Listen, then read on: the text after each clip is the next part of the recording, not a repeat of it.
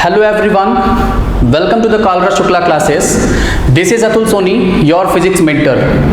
आज हम 2024 के जेईई एडवांस क्वेश्चंस को डिस्कस करने जा रहे हैं, जिसका फर्स्ट क्वेश्चन है, ये जो क्वेश्चन आपको नजर आ रहा है इस स्क्रीन पर, ये क्वेश्चन जनरल फिजिक्स के यूनिट एंड डायमेंशन से लिया गया है। देखिए, इस क्वेश्चन में क्या पूछा गया है कि एक डायमेंशनलेस क्वांटिटी है, उसको कंस्ट्रक्ट किया गया है और कुछ इस फॉर्मेट में उसे लिखा जा रहा है। एक यहाँ पर सिस्टम ऑफ यूनिट कंस्ट्रक्ट किया गया है, सिस्टम ऑफ यूनिट फॉर्म किया गया है। उस सिस्टम में जो डायमेंशनलेस क्वांटिटी है उसको कुछ इस फॉर्मेट में एक्सप्रेस कर रहे हैं। तो हमें यहाँ पे alpha, beta, gamma and delta की वैल्यूज बतानी है in terms of this option. इस ऑप्शन में से कौन सा ऑप्शन करेक्ट होने वाला है ये हमें चेक करना है। चलिए शुरू करते हैं हम लोग। देखिए, हम लोग मान लेते हैं कि जिस डायमेंशनलेस क्वांटिटी की यहाँ बात हो रही है, that dimensionless quantity is P. So if the dimensionless quantity is P, then P can be written as e power alpha, epsilon naught power beta, and h power gamma, and c power delta. ठीक है, चलिए अब हम लोग क्या करते हैं, यहाँ पर ये जो रिस्पेक्टिव क्वांटिटीज हैं इनके डायमेंशन को पुट कर देते हैं। And as we know that the P is the dimensionless quantity, that is why it can be written as m power 0, l power 0 and t power 0। E यहाँ पर electronic charge है, तो charge के लिए हम लोग क्या लिख सकते हैं, I इंटू टी के power alpha. Similarly epsilon not की डायमेंशन क्या हो जाती है, m power -1, l power -3 and t power 4 and I power 2। तो यहाँ पर इसके पावर हो गया beta. Now the plank constant, हम जानते हैं प्लैंक कांस्टेंट का डायमेंशन फॉर्मूला होता है ml2 t पावर -1। ओके, तो इसके पावर हो गया gamma and LT-1 because C is speed of light, तो इसके पावर हो गया डेल्टा। अब हम लोग क्या करेंगे, जो भी बेस क्वांटिटीज है उसको सेपरेट कर लेते हैं। तो चलिए बेस क्वांटिटी को सेपरेट करते हैं। I के पावर यहां से हमें क्या मिल जाएगा, अल्फा, और I कहां पर है, तो यहां से मिल जाएगा 2 बीटा। अल्फा मिला यहां से और यहां से मिला 2 बीटा, और I कहां पर है, कहीं भी नहीं है। चलिए अब शुरू करते हैं T के पावर। तो T के पावर हमको क्या मिल जाएगा, अल्फा, यहां से T के पावर हमें मिलेगा +4 बीटा, T के पावर 4 बीटा, यहां पर T के power minus gamma and here T के पावर हमें मिल जाएगा माइनस डेल्टा। फिर हमें क्या मिल जाने वाला है, यहाँ पर L के पावर, अगर हम L को सेपरेट करें तो L के पावर -3 बीटा, यहां से मिल जाएगा L के पावर -3 बीटा, यहां पर 2 गामा और फिर यहाँ पर प्लस डेल्टा। अब हम लोग m को भी यहाँ पर सेपरेट कर लेते हैं। यहाँ से अगर हम m को देखेंगे तो m के पावर माइनस बीटा लिखेंगे, m के पावर माइनस बीटा, और फिर यहाँ से हम लोग लिख देंगे गामा प्लस गामा। अब हम लोग सारी सेम जो बेस क्वांटिटीज हैं दोनों साइड, इनके पावर्स को कंपेयर कर लेते हैं। चलिए जब हम कंपेयर करेंगे तो देखते हैं हमको क्या मिल रहा है, alpha plus 2 beta is equal to 0, और इधर से हमें क्या मिला, alpha plus 4 beta minus gamma minus delta is equal to 0, और हमें क्या मिल रहा है यहाँ पे, -3 beta plus 2 gamma plus delta is equal to 0, and the last equation is minus beta plus gamma is equal to 0। Here the equation is 4। तो जब आप 4 इक्वेशन को देखेंगे तो आपको लगेगा कि इसको सॉल्व करने में थोड़ा सा टाइम ज्यादा कंज्यूम होगा, बट अगर आप इसको सॉल्व करें तो देखिए ये स्मार्टली सारी वैल्यूज हमें मिल जाएगी। जो हमें आंसर निकालना है वहां तक हम बहुत इजीली पहुंच जाएंगे। जैसे यहां पर हमें क्या मिल गया, beta is equal to gamma, beta is equal to gamma मिल गया, और अगर हम यहाँ पर गामा की वैल्यूज बीटा रख दें तो देखिए डेल्टा इज इक्वल टू में कितना मिल जाएगा, डेल्टा भी हमें कितना मिल रहा है, बीटा के बराबर भी मिल रहा है। देखिए यहाँ पर अगर हम बीटा रख देंगे तो यहाँ पर माइनस बीटा आएगा, डेल्टा भी हमें बीटा के बराबर मिल गया। सिमिलरली अगर हम यहाँ पर बीटा और गामा और डेल्टा की वैल्यूज यहाँ पर अगर ले जाके रख दें तो देखिए हमें अल्फा कितना मिलने वाला है, अल्फा यहाँ पर हमें कुछ 2 बीटा के बराबर मिल जाएगा। किसके बराबर मिल जाएगा, 2 बीटा के बराबर मिल जाएगा। हम यहाँ पर क्या करेंगे, गामा के प्लेस पे बीटा रख देंगे और डेल्टा के प्लेस भी बीटा रख देंगे, तो यहाँ पर ये हमें -2 बीटा मिल जाएगा। अब देखिए जो ऑप्शंस हमें गिवन है ना, यहाँ पर ये जो अल्फा, बीटा, गामा, डेल्टा की वैल्यूज है, एक्चुअली इट इज रेशियो। तो हम क्या करते हैं यहाँ पर, alpha is to beta is to gamma is to delta. अगर हम लोग फाइंड आउट करें तो हमें यहाँ पे क्या मिल जाएगा, अल्फा की वैल्यू रख दीजिए 2 बीटा और बीटा को एज इट इज बीटा लिखिए, फिर यहाँ पर गामा को भी बीटा एंड डेल्टा को भी बीटा। अगर आप इस रेशियो को फाइंड आउट करेंगे तो यहाँ से हमें मिलेगा -2:1:1:1। बट अगर आप इक्वेशन में देखें, सॉरी ऑप्शन में अगर आप देखें तो हम इसको अगर माइनस से मल्टीप्लाई कर दें इस रेशियो को, तो ये रेशियो कुछ हो जाएगा 2:1:1:1:1। और अगर हम इस रेशियो से ऑप्शन को मैच करें so the option 1 is correctly matched. तो ये ऑप्शन हमारा यहाँ पर करेक्ट हो जाता है। ठीक है, ओके देखिए इस क्वेश्चन के अंदर आपको बोला क्या गया है, आपसे बोला जा रहा है कि एक इनफाइनाइटली लॉन्ग वायर है which is located on the z axis carrying a current I along the positive z direction and the produces the magnetic field B। Magnetic field जो प्रोड्यूस हो रही है उसको B बोल दिया है।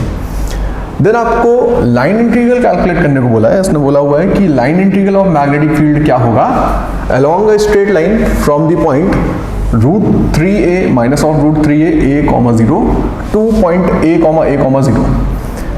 अभी लाइन इंटीग्रल हमें कैलकुलेट करना है। Let's draw a diagram first. मैंने यहाँ पर इस तरीके की सिचुएशन इमेजिन कर ली है जैसा कि क्वेश्चन के अंदर बोला गया था कि लेट ये है x एक्सिस, ये है y एक्सिस।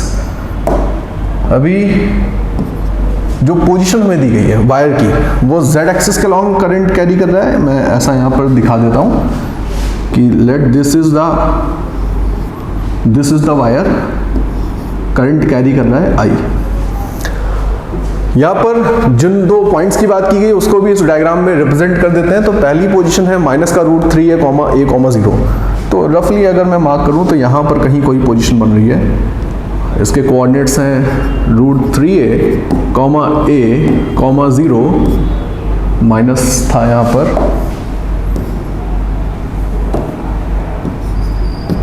एंड दूसरी पोजीशन आप अगर देखें तो दूसरी पोजीशन कहाँ पर है, दूसरी पोजीशन आपको दी गई है a,a,0 पर। तो a,a,0 देखा जाए तो इसी लाइन पर कहीं आने वाला है, यहाँ पर। ये है दूसरी पोजीशन a,a,0 कोऑर्डिनेट्स हैं जिसके। अब ये जो डायग्राम आपके सामने बन करके आया है इसमें इस स्ट्रेट लाइन के अलॉन्ग हमें लाइन इंटीग्रल कैलकुलेट करना है। इस स्ट्रेट लाइन को मैं किसी डिफरेंट कलर से दिखा देता हूँ। लेट ये है स्ट्रेट लाइन, हमें इस स्ट्रेट लाइन के अलॉन्ग लाइन इंटीग्रल कैलकुलेट करना है। अभी अगर मैं इसको ज्वाइन करूं तो मुझे ऐसी सिचुएशन दिख रही है। लेट अगर मैं इसको यहाँ से ज्वाइन करता हूँ इस दोनों पॉइंट्स को, तो मुझे कुछ एंगल्स के मेजरमेंट भी आसानी से होते हुए दिख रहा है। जैसे मुझे दिख रहा है कि ये एंगल इजीली कैलकुलेबल है और ये भी इजीली कैलकुलेट किया जा सकता है। विद इन दिस हमें √3a ये साइड पता है, ये a पता है, तो आप अगर सॉल्व करेंगे तो आपको ये 60 डिग्री मिल जाने वाला है। और इसी तरीके से यहाँ पर देखें तो ये a है, ये a है, तो ये 45 डिग्री आपको मिल जाने वाला है। अब डायग्राम हमारे सामने ये है, करंट यहाँ पर है। इस करंट की वजह से वी नो दैट कि इसके around circular loops magnetic field के बन रहे होंगे। लाइन इंटीग्रल आपको इस वायर के लिए निकालना है पोजीशन A से पोजीशन B तक। अब इसको सॉल्व करने के लिए मैंने आपसे बोला है कि आप सिंपल सा एक कॉन्सेप्ट यूज़ कर सकते हैं। देखिए क्या, जस्ट अ मिनट, मैंने एक जनरल पोजीशन कंसिडर कर ली है यहाँ पर। ये है कोई जनरल पोजीशन, देखिए मैंने एक जनरल पोजीशन ले रखी है। लेट ये वाली, ये एक जनरल पोजीशन मैंने कंसिडर कर ली है। थोड़ा डायग्राम में क्लियरिटी रहे उसके लिए मैं यहाँ पर कुछ लाइंस डिलीट कर रहा हूँ जो ऑलरेडी मैंने यहाँ पर दिखा दी हैं आपको फर्स्ट डायग्राम के अंदर। मैं इनको यहाँ से हटा रहा हूँ। मैंने एक जनरल पोजीशन ली है। इस जनरल पोजीशन पर 1 minute,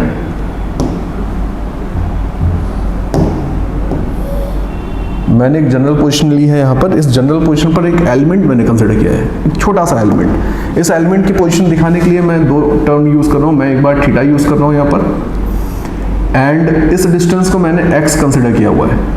let this distance is x।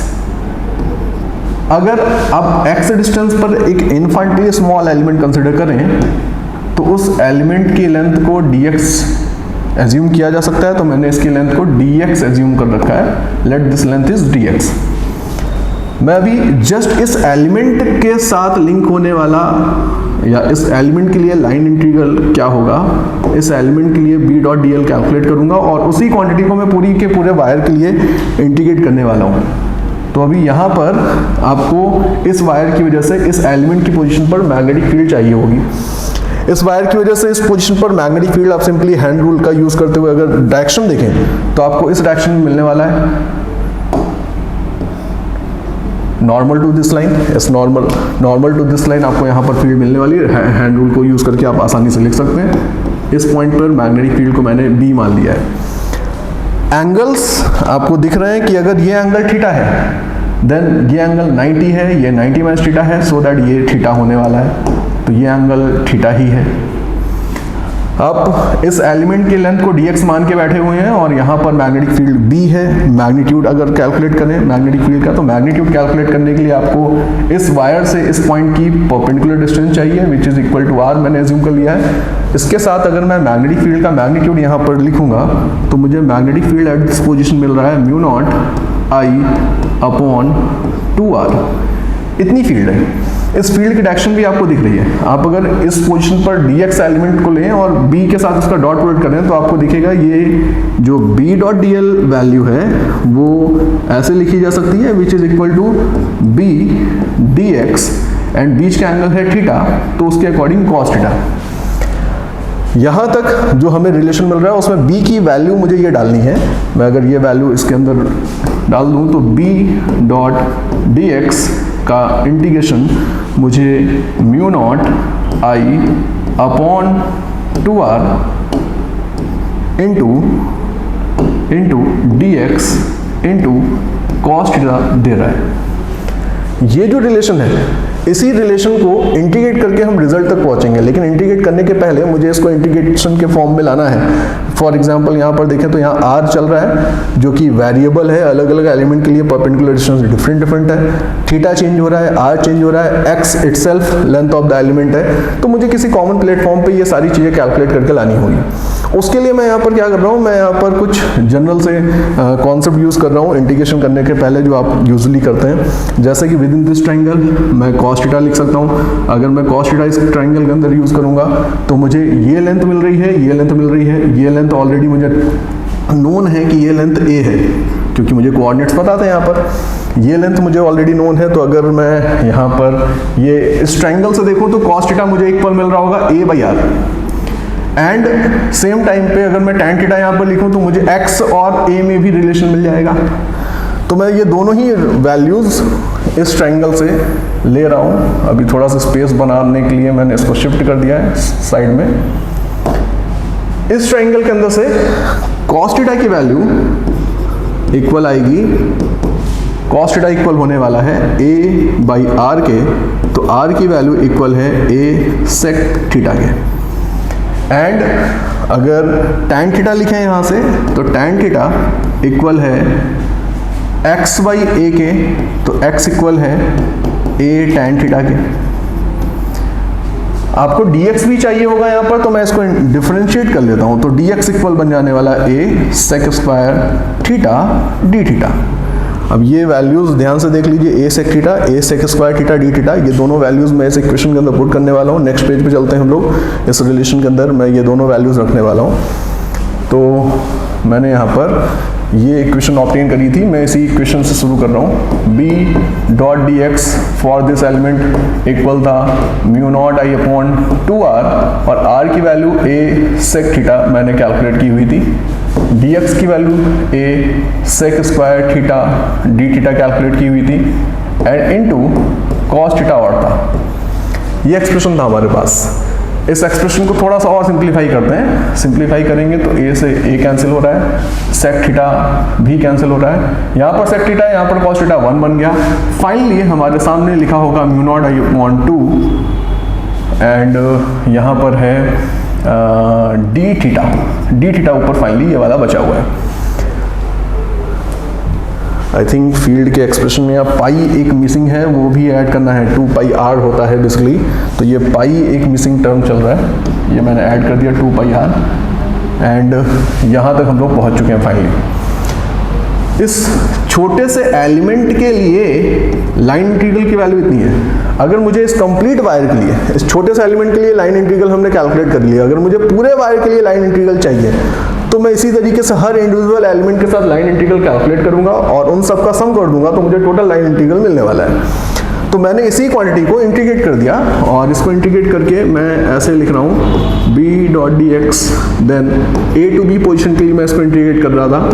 मुझे मिलने वाला mu naught I upon 2 pi D theta का इंटीग्रेशन आपको सिंपली थीटा देगा, लेकिन थीटा की लिमिट्स आपको ध्यान से देखनी चाहिए। आप देखें अगर तो थीटा की लिमिट्स, आप इस तरफ जा रहे हैं, थीटा बढ़ रहा है, बढ़ते बढ़ते थीटा जाने वाला है 60 डिग्री तक, एंड इस तरफ जाएंगे अगर थीटा कम हो रहा है, कम होते होते 0 होगा, और उस तरफ जाएंगे अगर तो theta is the angular position. जब आप इस तरफ जाएंगे तो ऑब्वियसली यहाँ पर आप एंगुलर पोजीशन नेगेटिव में डिफाइन करेंगे, तो अल्टीमेटली यहाँ पर अगर देखा जाए तो -π/4 तक ये रिजल्ट जाने वाला है, या थीटा की वैल्यू जाने वाली है। तो लिमिट्स लगा देते हैं उसी के अकॉर्डिंग। यहाँ पर -π/4 तक जा रहा है और मैक्सिमम जा रहा है ये 60 डिग्री तक, 60 डिग्री बोले तो π/3 तक। ये वैल्यूज लेते हुए सिंप्लीफाई कर देते हैं फर्दर आगे, तो mu naught I upon 2 pi theta π/4 minus π/3। Solve करते हैं इसको आगे, mu naught I upon 2 pi π/3 minus π/4 plus हो गया, ऐसे लिख दिया, ये इक्वल बन गया है 7 पाई mu naught I upon 2 pi. Expression हमारे सामने यहाँ तक पहुँच गया है, कुछ पाई से पाई कैंसिल हो गया, this is mu naught I upon 12। ये हम लोगों ने लाइन इंटीग्रल की वैल्यू कैलकुलेट की है from position A to B. Position A to B हमने लाइन इंटीग्रल कैलकुलेट किया है। अगर इसके अकॉर्डिंग देखें तो ऑप्शन बी मैच करता हुआ दिख रहा है, so option B is the correct answer. Okay, question number 3 है। इसके अंदर बोल रहा है कि 2 बीट्स हैं, 2 beads each with charge q and mass m are on horizontal frictionless non conducting hook of radius r। आपसे बोला जा रहा है कि हमने एक हुक ले रखा है और उस हुक के ऊपर 2 बीट्स ले रखी हैं। दोनों ही बीट्स के ऊपर सेम चार्ज है, दोनों का ही मास भी सेम है, और जो हुक लिया है मैंने उसको हॉरिजॉन्टल सरफेस पर रखा हुआ है, फ्रिक्शनलेस है हुक एंड नॉन कंडक्टिंग है। एंड आगे बोल रहा है आपसे कि उस हुक की रेडियस भी हमें नोन है। अब हमने क्या किया, हमने उस हुक के ऊपर वो जो दोनों बीट्स हैं उनमें से एक बीट को किसी पॉइंट पर फिक्स कर दिया, ग्लूड मींस फिक्स कर दिया है, एंड दूसरे को हमने एज इट इज फ्री छोड़ रखा है। अब जो सेकंड बीट है उसके बारे में बोला जा रहा है कि वो अपनी इक्विलिब्रियम पोजीशन के about along the hook oscillation कर रही है। तो बताइए उसकी एंगुलर फ्रीक्वेंसी, उसके एसटीएम की, उसके ऑसिलेशन की एंगुलर फ्रीक्वेंसी इनमें से किस ऑप्शन से दी जा सकती है। तो एक डायग्राम बनाना पड़ेगा पहले हमें। टॉप व्यू को दिखाते हुए मैं एक डायग्राम यहाँ पर ड्रॉ कर रहा हूँ। Let this is the hook, ये मैंने ले लिया है, एक हुक है ये। अगर इस हुक को देखें, ये टॉप व्यू है हमारे पास, तो अगर आप इसमें बीट्स को अगर आप एक बार सोच कर देखें कि इक्विलिब्रियम कहाँ पर आएगा, तो आपको बहुत आसानी से आइडिया लग जाएगा कि भाई दोनों ही बीट्स पर सेम नेचर का चार्ज है, सो दैट ये दोनों ही बीट्स मैक्सिमम सेपरेशन बनाना चाहती हैं, तो इक्विलिब्रियम कंडीशन पे ये दोनों एक दूसरे से मैक्सिमम सेपरेशन बना रही होंगी। तो ये है हमारे सामने इक्विलिब्रियम कंडीशन। अब इसमें से किसी एक बीट को हमने फिक्स कर दिया, लेट इस वाली बीट को मैंने फिक्स कर दिया, ये वाली बीट फ्री है अभी, लेकिन इक्विलिब्रियम कंडीशन है, तो इक्विलिब्रियम कंडीशन में ऑब्वियसली यहाँ पर इस बीट ने, इसके ऊपर चार्ज है, इसके ऊपर भी चार्ज है, इस बीट ने इसके ऊपर एक रिपल्सिव नेचर का फोर्स लगा रखा है ऐसे, एंड इस रिपल्सिव फोर्स को इस हुक से मिलने वाला नॉर्मल रिएक्शन बैलेंस कर रहा है। दोनों ही फोर्सेस कैंसिल आउट हो रहे हैं, इक्विलिब्रियम मेंटेन है। अगर मैं इसको इसके इस इक्विलिब्रियम पोजीशन से फर्दर डिस्प्लेस करूं, मैंने आपको समझाने के लिए ड्रॉ किया था, हटा देता हूं मैं अभी इसको। अब मैं अगर इस बीट को इस पोजीशन से स्लाइटली डिस्प्लेस करूं किसी भी एक तरफ, एग्जांपल के लिए मैं इसको ऐसे डिस्प्लेस कर रहा हूं किसी थीटा एंगल पर। अब इस सिचुएशन में हमें क्या दिखेगा कि इसका इक्विलिब्रियम डिस्टर्ब हो चुका है, क्योंकि अब जब आपने इसको किसी एक तरफ लेट थीटा एंगल पे आपने इसको इस तरीके से डिस्प्लेस कर दिया, तो उसके बाद आपको दिखेगा कि अब इसके ऊपर लगने वाला जो नॉर्मल है देखिए इसको, ये है सेंटर, नॉर्मल तो सेंटर से पास होगा, इस मोमेंट पर इसके ऊपर लगने वाला जो नॉर्मल रिएक्शन फोर्स है वो तो इधर लग रहा है कहीं, एंड जो रिपल्सिव फोर्स है, इलेक्ट्रोस्टैटिक फोर्स है, वो तो इस बीड ने इस बीड पर लगाया होगा, तो away from itself electric force कुछ इस तरफ, नॉर्मल कुछ इस तरफ। अब ये दो फोर्सेस जो आपको दिख रहे हैं ये दोनों अपोजिट तो है ही नहीं, और अगर ये अपोजिट नहीं है तो ये आपस में कैंसिल आउट नहीं हो सकते। तो ये जो सिचुएशन हमारे सामने ड्रॉ हुई है इसमें साफ साफ दिख रहा है कि इक्विलिब्रियम डिस्टर्ब हो चुका है, इक्विलिब्रियम नहीं है अभी। अगर मैं यहाँ पर आपको कुछ एंगल्स वगैरह पूछूं तो आपको आइडिया लग जाएगा कि अगर ये थीटा है तो डेफिनेटली ये थीटा होगा, विद इन दिस ट्रायंगल ये दोनों साइड्स इक्वल थी तो सामने के एंगल्स भी इक्वल हैं। एंड हमें पता है कि अगर ये दोनों एंगल्स थीटा एंड थीटा हैं तो ये एक्सटीरियर एंगल बनेगा फॉर दिस ट्रायंगल, और ये एक्सटीरियर एंगल भी 2 थीटा के इक्वल है। आप अगर मान लें कि आपने इस बीड को इसके इक्विलिब्रियम पोजीशन से इस तरफ डिस्प्लेस किया हुआ है बाई एक्स, तो x बहुत इजीली दिया जा सकता है, x is equal to r into 2 theta. मैंने सिंपली इस सेक्टर के अंदर angle equal to arc length upon radius वाला रिलेशन लगाया है।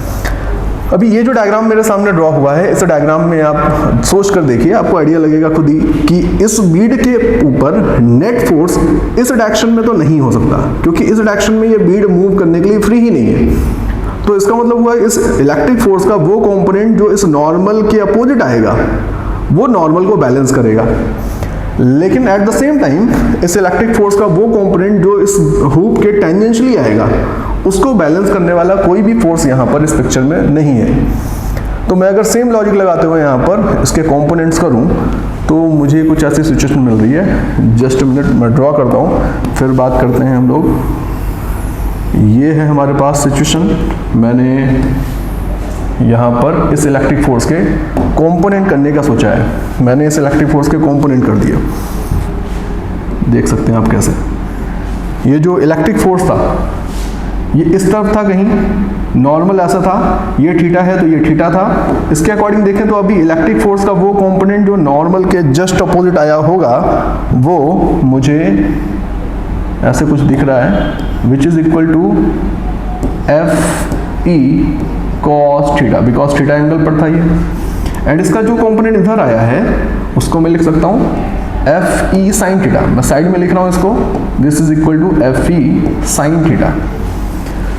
मैंने आपको अभी अभी बताया कि नॉर्मल रिएक्शन को F E cos theta balance कर लेगा, क्योंकि नेट फोर्स इस डायरेक्शन में रेडियस के अलॉन्ग 0 होना चाहिए, तो ये दोनों आपस में कैंसिल आउट हो रहे हैं। तो n इक्वल है एफ ई कॉस थीटा के, लेकिन F E sine theta unbalanced है, तो इस बीड पर net force simply F E sine theta के ही इक्वल है और कुछ भी नहीं। अब जब net force F E sine theta के अलॉन्ग है तो आपको जस्ट इसको ही सॉल्व करते हुए आपका सॉल्यूशन मिलने वाला है। मैंने ये डायग्राम ऑलरेडी आपको एक्सप्लेन कर दिया, तो मैं इसको रिमूव कर रहा हूँ टू मेक सम स्पेस, मैंने इसको हटा दिया। देन अब मैं इसको इस डायग्राम के ऊपर आपको बोल रहा हूँ फोकस करिए, इसको सॉल्व करते हैं। F E means electrostatic force जो दोनों बीट्स के बीच में लग रहा होगा, एंड इन दोनों बीट्स के बीच में लगने वाला इलेक्ट्रोस्टैटिक फोर्स तो इनके चार्जेस पे डिपेंडेंट है, k q square upon the distance between both beads का स्क्वायर। अब यहाँ पर आपको लैंग्वेज के अंदर बोला गया है कि हम स्मॉल ऑसिलेशन को लेकर के ही बात कर रहे हैं। स्मॉल ऑसिलेशन का मतलब हुआ ये जो एक्स आपको दिख रहा है डायग्राम में ये बहुत ही ज़्यादा छोटा है। अगर x बहुत ही ज़्यादा छोटा होगा तो इन दैट केस ये जो गैप है इनके बीच का ये तो बहुत कम है, सॉरी मतलब ये ऑलमोस्ट 2r है। ये जो लेंथ दिख रही है आपको, ये जो लेंथ आपको यहाँ पर दिख रही है एंड ये जो लेंथ आपको यहाँ पर दिख रही है, दोनों ऑलमोस्ट सेम हुई। स्मॉल एंगल अप्रोक्सीमेशन के बेसिस पे सोच सकते हैं हम लोग, तो आपको दिखेगा ये लेंथ ऑलमोस्ट 2r है। तो मैंने 2r लेते हुए ही यहाँ पर फोर्स का मैग्नीट्यूड लिख दिया। देन यहाँ पर साइन थीटा भी आ रहा है। अब स्मॉल x है अगर तो थीटा इटसेल्फ बहुत स्मॉल है, थीटा बहुत स्मॉल है, तो इसका मतलब हुआ कि आप साइन थीटा को ऑलमोस्ट थीटा बोल सकते हैं, तो मैंने एज इट इज लिख दिया। अब यहाँ से चाहें तो इक्वेशन 1 से थीटा की वैल्यू उठा करके यहाँ पर डाल सकते हैं, आपको नेट फोर्स मिल जाएगा। नेट फोर्स इक्वल मिल जाने वाला है k q square bye 4r square into theta मतलब x बाय 2r। अब एक्सप्रेशन आपके सामने कुछ ऐसा है k q square bye 8r cube into x F net के इक्वल है। ये एक्सप्रेशन आपके सामने सिर्फ मैग्नीट्यूड्स के रिलेशन को बता रहा है। आप अगर यहाँ पर डायरेक्शन वाइज सोचेंगे तो आपको आइडिया लगेगा कि हमने इसको डिस्प्लेस किया था राइट साइड x, लेकिन नेट फोर्स निकल करके आया लेफ्ट साइड। इसका मतलब ये हुआ कि when x is positive f must be negative. तो मतलब दोनों के बीच में यहाँ पर ऐसा रिलेशन मेंटेन है कि x एंड फोर्स दोनों एक दूसरे के अपोजिट है, और ऐसे केस में हम फोर्स को बोलते थे कि ये रिस्टोरिंग फोर्स है। तो सिंपली रिस्टोरिंग फोर्स का केस यहाँ पर बन रहा है। आप देखेंगे कि ये पूरा का पूरा टर्म जो ब्रैकेट में लिखा है ये कांस्टेंट है, जिसको हम फोर्स कांस्टेंट बोलते थे इन दी एसएचएम। तो ये है फोर्स कांस्टेंट, जिसको मैंने के से रिप्रेजेंट कर दिया। और आपको सिंपली ये पता है कि अगर आपको टाइम पीरियड कैलकुलेट करना होता है तो आप सीधे सीधे इसी एक्सप्रेशन को यूज करते हैं और लिख देते हैं, या फिर अगर आपको एंगुलर फ्रीक्वेंसी कैलकुलेट करनी है तो आपको जस्ट के की वैल्यू चाहिए, आप एंगुलर फ्रीक्वेंसी लिख सकते हैं। तो मैं यहाँ पर वैल्यू रखूँ, अगर ओमेगा स्क्वायर निकालना तो मुझे के की वैल्यू रखूँ तो ये इक्वल था k q square by 8 r cube by m. ये जो के दिख रहा है आपको इलेक्ट्रोस्टैटिक फोर्स कांस्टेंट है, इसकी वैल्यू यहाँ पर डाल देते हैं तो ये इक्वल हो जाने वाला है 1/4 पाई epsilon not. So that solve करने पर आपको रिजल्ट मिलेगा क्यू स्क्वायर अपॉन 4 पाई रखेंगे यहाँ पर तो ये 32 pi epsilon naught r cube into m भी बन जाने वाला है। ये है हमारे पास फाइनल रिलेशन ओमेगा स्क्वायर यानी कि एंगुलर फ्रीक्वेंसी का, कि एंगुलर फ्रीक्वेंसी का स्क्वायर है ये। ऑप्शंस देखते हैं कि कौन सा ऑप्शन से मैच कर रहा है। तो q square 32 pi epsilon naught r cube into m, मतलब देखा जाए तो ऑप्शन बी अगेन मैच कर रहा है। यही हो गया है फाइनल आंसर हमारा। Hello students, today I am going to discuss JEE Advanced paper 1 question number 4. It is of SCM question. So here we can read the question. A block of mass 5 kg moves along the x direction subject to the force F is equal to minus 20x plus 10. So this is the expression for the force, okay, in this question. So if I continue with this only for now, that force equation is minus 20x plus 10. If I take common minus 20, so the force equation become x minus 0.5. Okay, this is the standard equation of SHM for those SHM in which mean position is not at origin. If you remember, we have studied this equation minus k x minus x naught, where x naught is the position of mean point, from origin. Okay, so that is, on comparing you can get that x naught is 0.5. fine, x naught is 0.5. So this is the mean position. I can say that x is equal to x naught is equal to 0.5. Fine. Now come to the next language of the question. With the value of x in meter at t is equal to 0, it is at rest at x is equal to 1. So it is said ki x is equal to 1.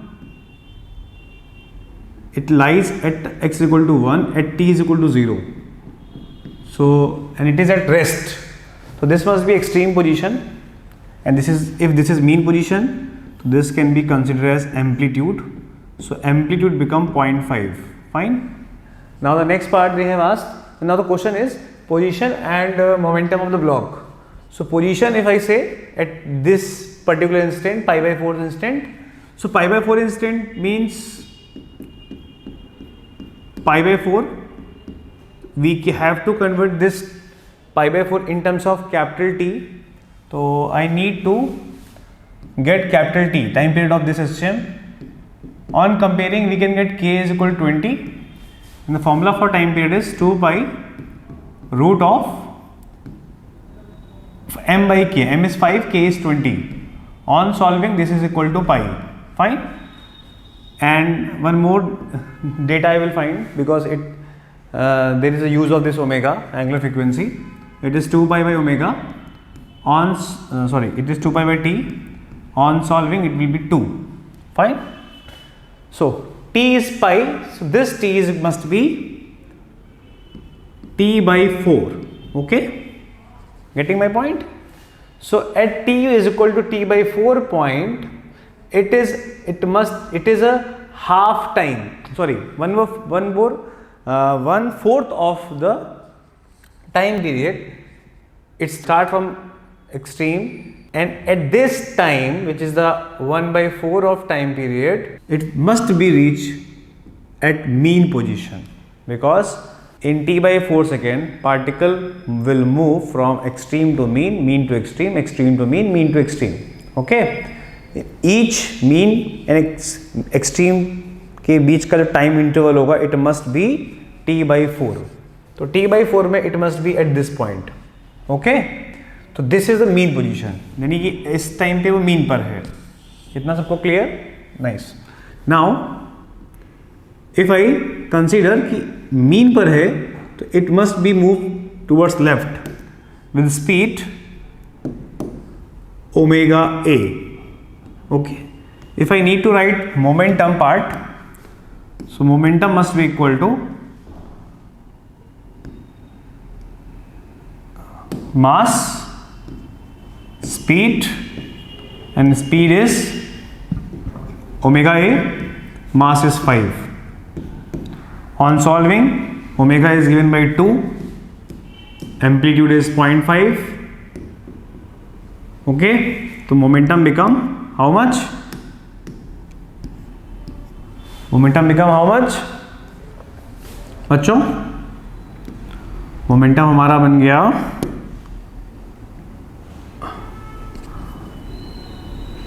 5 kilogram metre पर second. One more thing I need to clear you. It is moving towards left. So momentum, so velocity must be in negative direction. So momentum also negative direction. Okay. So answer must be minus 5 kilogram meter per second. And one more option, we need to find position. So at this time, what is the position? 0.5, because it is at mean position, and mean position is lies at 0.5. So correct option is C. देखिए हम लोग पढ़ते हैं. Question number 5 है JEE advance 2024 का, और ये question modern physics से है. मॉडर्न फिजिक्स में 2 क्वेश्चन आए थे, एक आपका बोहर मॉडल में था और एक एक्स रेज में था. Bohr model again one of the most important topics में से है, और मुझे लगता है कि सेम टाइप का क्वेश्चन ही 2-3 बार आ चुका है. जेईई मेन में भी कई बार आया हुआ है.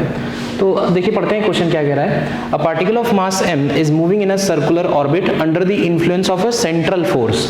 तो देखिए ये सेंट्रल फोर्स इसमें मेंशन्ड है. ये रहा central force F equal to minus k are.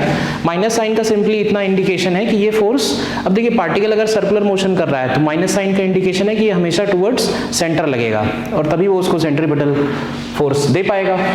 Corresponding to the potential energy, potential energy भी ऑलरेडी मेंशन्ड है. ठीक है, where k is a positive constant, r is the radial distance, and Bohr model apply करना है. देखो जब भी बोलेंगे कि बोहर मॉडल अप्लाई करना है तो इसका सीधा सीधा मतलब होता है कि angular momentum is integral multiple of h upon 2 पाई. तो h अपॉन 2 पाई को इसने h क्रॉस लिखा हुआ है. ठीक है, where n is a positive integer, तो हमें इसका स्पीड, एनर्जी और रेडियस निकालना है. तो देखो हम इसी से शुरुआत करते हैं. f is equal to minus k r से. तो f क्योंकि माइनस के आर के इक्वल है, तो हम इसमें से सिर्फ इसका मैग्नीट्यूड उठा लेंगे फर्स्ट इक्वेशन बनाने के लिए. तो फर्स्ट इक्वेशन हो जाएगी k into r, and this is equal to centripetal force, तो ये हो जाएगा mv स्क्वायर बाई आर. तो ये होगा हमारी फर्स्ट इक्वेशन. और सेकंड इक्वेशन हम लोग बना सकते हैं बोहर मॉडल की. बोहर मॉडल में हम लोग बोलते हैं कि angular momentum which is mv r is equal to nh upon 2 pi, लेकिन इस बार इसमें h अपॉन 2 पाई की जगह हमको सिर्फ h क्रॉस मेंशन करना है. ठीक है ना. तो हम लोग यहाँ से अगर v का वैल्यू निकालते हैं फर्स्ट इक्वेशन से, देखिए ध्यान से, तो यहाँ से v की वैल्यू आ जाएगी भाई v स्क्वायर बन जाएगा k r square upon m. तो v की वैल्यू बन जाएगी under root of k upon m into r के इक्वल. ठीक है, v is equal to under root of k upon m into r के इक्वल. और m v r equal to n h upon 2 pi में अगर हम ये v की वैल्यू यहाँ सब्स्टिट्यूट कर देते हैं, देखिए तो यहाँ से ये वैल्यू आएगी यहाँ ये वैल्यू सब्स्टिट्यूट कर देते हैं, तो ये हो जाएगा m into under root of k upon m r, और एक mvr का r और है इसमें, तो ये r स्क्वायर हो जाएगा। This is equal to n h cross. तो आप देखिए यहाँ से r स्क्वायर का वैल्यू आपका निकल के आ जाएगा n h क्रॉस अपॉन, अब देखो ये m एक कैंसिल हो रहा है, ठीक है ना, तो ये अपॉन में under root of k into m बच रहा है। तो देखो एक ऑप्शन हमारा इसमें मैच कर गया, विच इज ऑप्शन फर्स्ट वाला, ठीक है ना। क्लियर है इतनी बात। अब इसके बाद अगर हमें v स्क्वायर निकालना है, तो अगेन आपको r की वैल्यू मिल चुकी है, तो v की वैल्यू या v स्क्वायर की वैल्यू को लिख सकते हैं k upon m into r square, और r स्क्वायर की जगह हम लोग लिख देंगे nh cross upon under root of k into m फिर से, तो ये वैल्यू आपकी आ जाएगी nh cross under root of k upon m के इक्वल। तो देखो ये v स्क्वायर इक्वल टू ये वाला जो ऑप्शन है, ये हमारा ये सेकंड बी ऑप्शन भी इसमें करेक्ट आ रहा है, ठीक है। इसके बाद अगर हम L वाला ऑप्शन चेक करते हैं, L की वैल्यू, तो देखो L को हम लोग लिख रहे हैं सीधे सीधे, L को लिख रहे हैं, L को हम लोग लिख रहे हैं NH क्रॉस, ठीक है ना, और L को ही हम लोग लिख सकते हैं MVR के equal.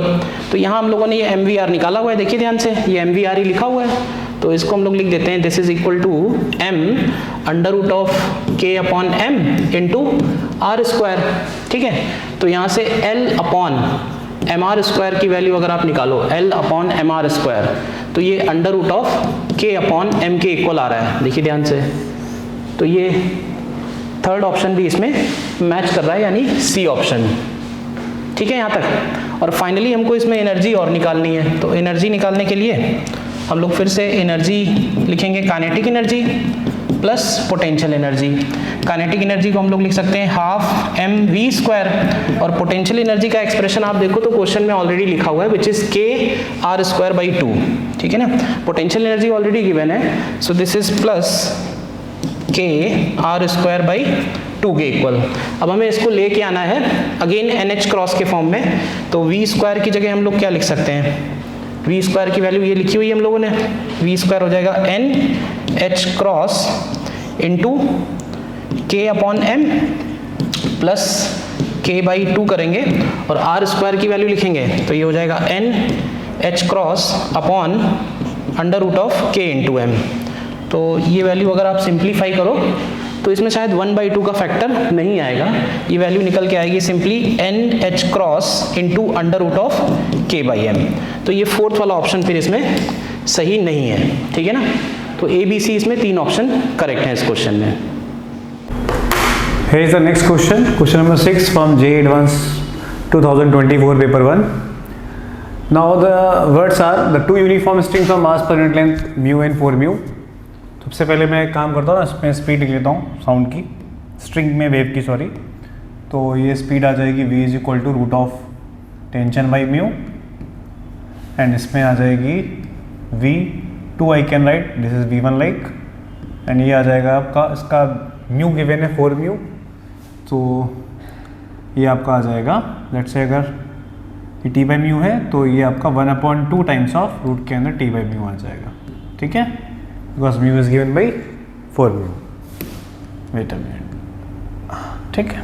Now continue the question. P and O and Q, O is a junction point, strings are under tension T, series में तो टेंशन सही नहीं रहेगा। एक म्यू नॉट का वैल्यू गिवन है आपको दिस, तो फॉलोइंग स्टेटमेंट बताने हैं। तो A with a node at O minimum frequency of vibration of composite string is mu naught. तो सारे ऑप्शन चेक करने हैं, क्वेश्चन इजी है, ओके। Let's start. सबसे पहले अगर मैं बात करूं, मैं इस डेटा को साइड में लिख लेता हूं, v1 is equal to root of t upon mu, and v2 is equal to root of t upon 4 mu, okay, done. Now come to the first option, fundamental mode. Composite का frequency बताना है minimum, तो इसमें जो minimum frequency बन सकती है वो फॉर वन लूप बन सकती है तो ऐसे मान लो ये, ओके। तो अभी पॉइंट है कि इसका कितना वैल्यू, इस इतने पार्ट में फंडामेंटल मोड का फ्रीक्वेंसी कितना होगा। तो मैं अगर सॉल्व करूं इसके लिए तो F0 is equal to 1/2L speed है T/μ। तो ये इतने पार्ट में फंडामेंटल मोड हो गया, ओके ठीक है। तो नेक्स्ट अगर बोले इसमें हार्मोनिक क्या होगा, F0 अगला, 2F0 अगला, 3F0 अगला, 4F0, इस तरीके से नेक्स्ट हार्मोनिक मिल जाएंगे हमें, ठीक है। And this is also equal to μ0 as per the question. Now come to this part. तो इस पार्ट के लिए अगर सॉल्व करें फंडामेंटल के लिए F0 dash I can say, तो 1 इसमें लेंथ 2L है, तो 1/2L यहाँ पे बनेगा 2 times of 2L, it will be 4L, root of tension upon mu, mu is 4μ, so T/4μ आ जाएगा यहाँ पे। थोड़ा सा सिंप्लीफाई कर लो तो उसमें आप 2 को बाहर कर लो, 4 को बाहर करके बाहर 2 आ जाएगा। तो ओवरऑल बनेगा ये एक तरीके से μ0/4। तो इसमें अगर हम हार्मोनिक बनाएं तो पहला हार्मोनिक फंडामेंटल ये है, second harmonic 2 μ0/4, third harmonic 3 μ0/4, next 4 μ0/4, ऐसे H ऑन, ठीक है। तो आप नोटिस करेंगे जो ये वाला हार्मोनिक है इसके फंडामेंटल से मैच कर रहा है, ठीक है। अच्छा ये F0 मैंने पहले बता दिया है, μ0 ही है, ठीक है। तो इसमें जब एक लूप बन रहा होगा एक्चुअली में, तो इसमें बन रहे होंगे 4 लूप इस टाइप से। थोड़ा सा डायग्राम मेरा ऑड हो गया, वेट अ मिनट, ऐसे बनेगा इस टाइप का, ठीक है, ओके। तो आपका ऑप्शन ए करेक्ट है, पहला ऑप्शन ए मिल गया हमको सही। फिर आगे अगले ऑप्शन में बढ़ते हैं। With an antinode at O minimum frequency of vibration of composite string is 2 μ0। तो एंटी नोड अगर हम करेंगे तो आई थिंक जो डायग्राम आना चाहिए वो इस प्रकार से आना चाहिए, है ना, ये इतने पार्ट के लिए, ठीक है। तो इतने पार्ट के लिए अगर हम सॉल्व करके देखें, लेट्स से इतने पीओ के लिए फंडामेंटल, तो ये कितना आएगा अगर बात की जाए, ये आपका आएगा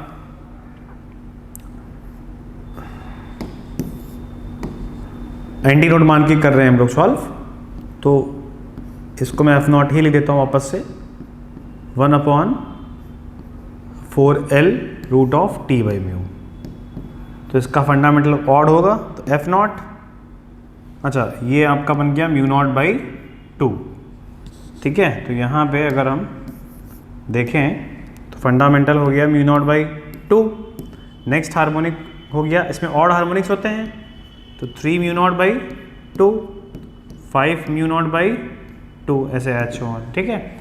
अब इसी को कंसीडर हम करते हैं, अगर यहाँ पे एंटी नोड है तो इसमें भी ऐसे हम देखते हैं एक बार, इसका यहाँ पे एंटी नोड लेते हुए सेकेंड स्ट्रिंग में भी हम लोग ड्रॉ करते हैं, सेकेंड स्ट्रिंग में हम लोग फंडामेंटल फ्रीक्वेंसी निकालते हैं। तो कैसे निकलेगा भाई, F0 डैश अगेन लगाते हैं, तो 1/, अब इसमें 2L है, तो this 2L must be equal to λ/4, तो ये आपका 8L आ जाएगा यहाँ पे, और ये रूट के अंदर T/μ है, μ इज 4μ।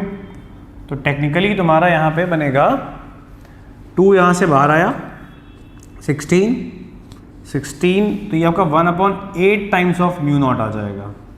तो इसमें भी अगर ऑड हार्मोनिक्स देखेंगे हम लोग तो क्या मिलेंगे हमको, μ0/8, 3 μ0/8, 5 μ0/8 एंड सिमिलरली 7 μ0/8। तो ऐसा कोई भी पॉसिबल वाइब्रेशन फ्रीक्वेंसी नहीं मिल रही है जिसमें ये दोनों वाइब्रेट कर सकें, ओके। तो ये ऑप्शन हमारा गलत हो जाएगा। फिर ऑप्शन 6C में आते हैं कि अगर हमने O पे नोड ले रखा है तो कितने नोड्स हैं, तो जैसे मैंने आपको बताया यहाँ पे 1 2 3 4 5 लूप्स हैं, तो 5 लूप्स के नंबर ऑफ नोड जो होंगे वो 6 हो जाएंगे। नंबर ऑफ नोड अगर बात करें तो एक नोड ये हो गया 1, ये 2 3 4 5 और ये 6 नोड। तो 6 नोड टोटल आपके बन रहे हैं, ठीक है। तो ये ऑप्शन भी सही आ रहा है आपका, option A is correct, option C correct. No vibrational mode, this is also correct.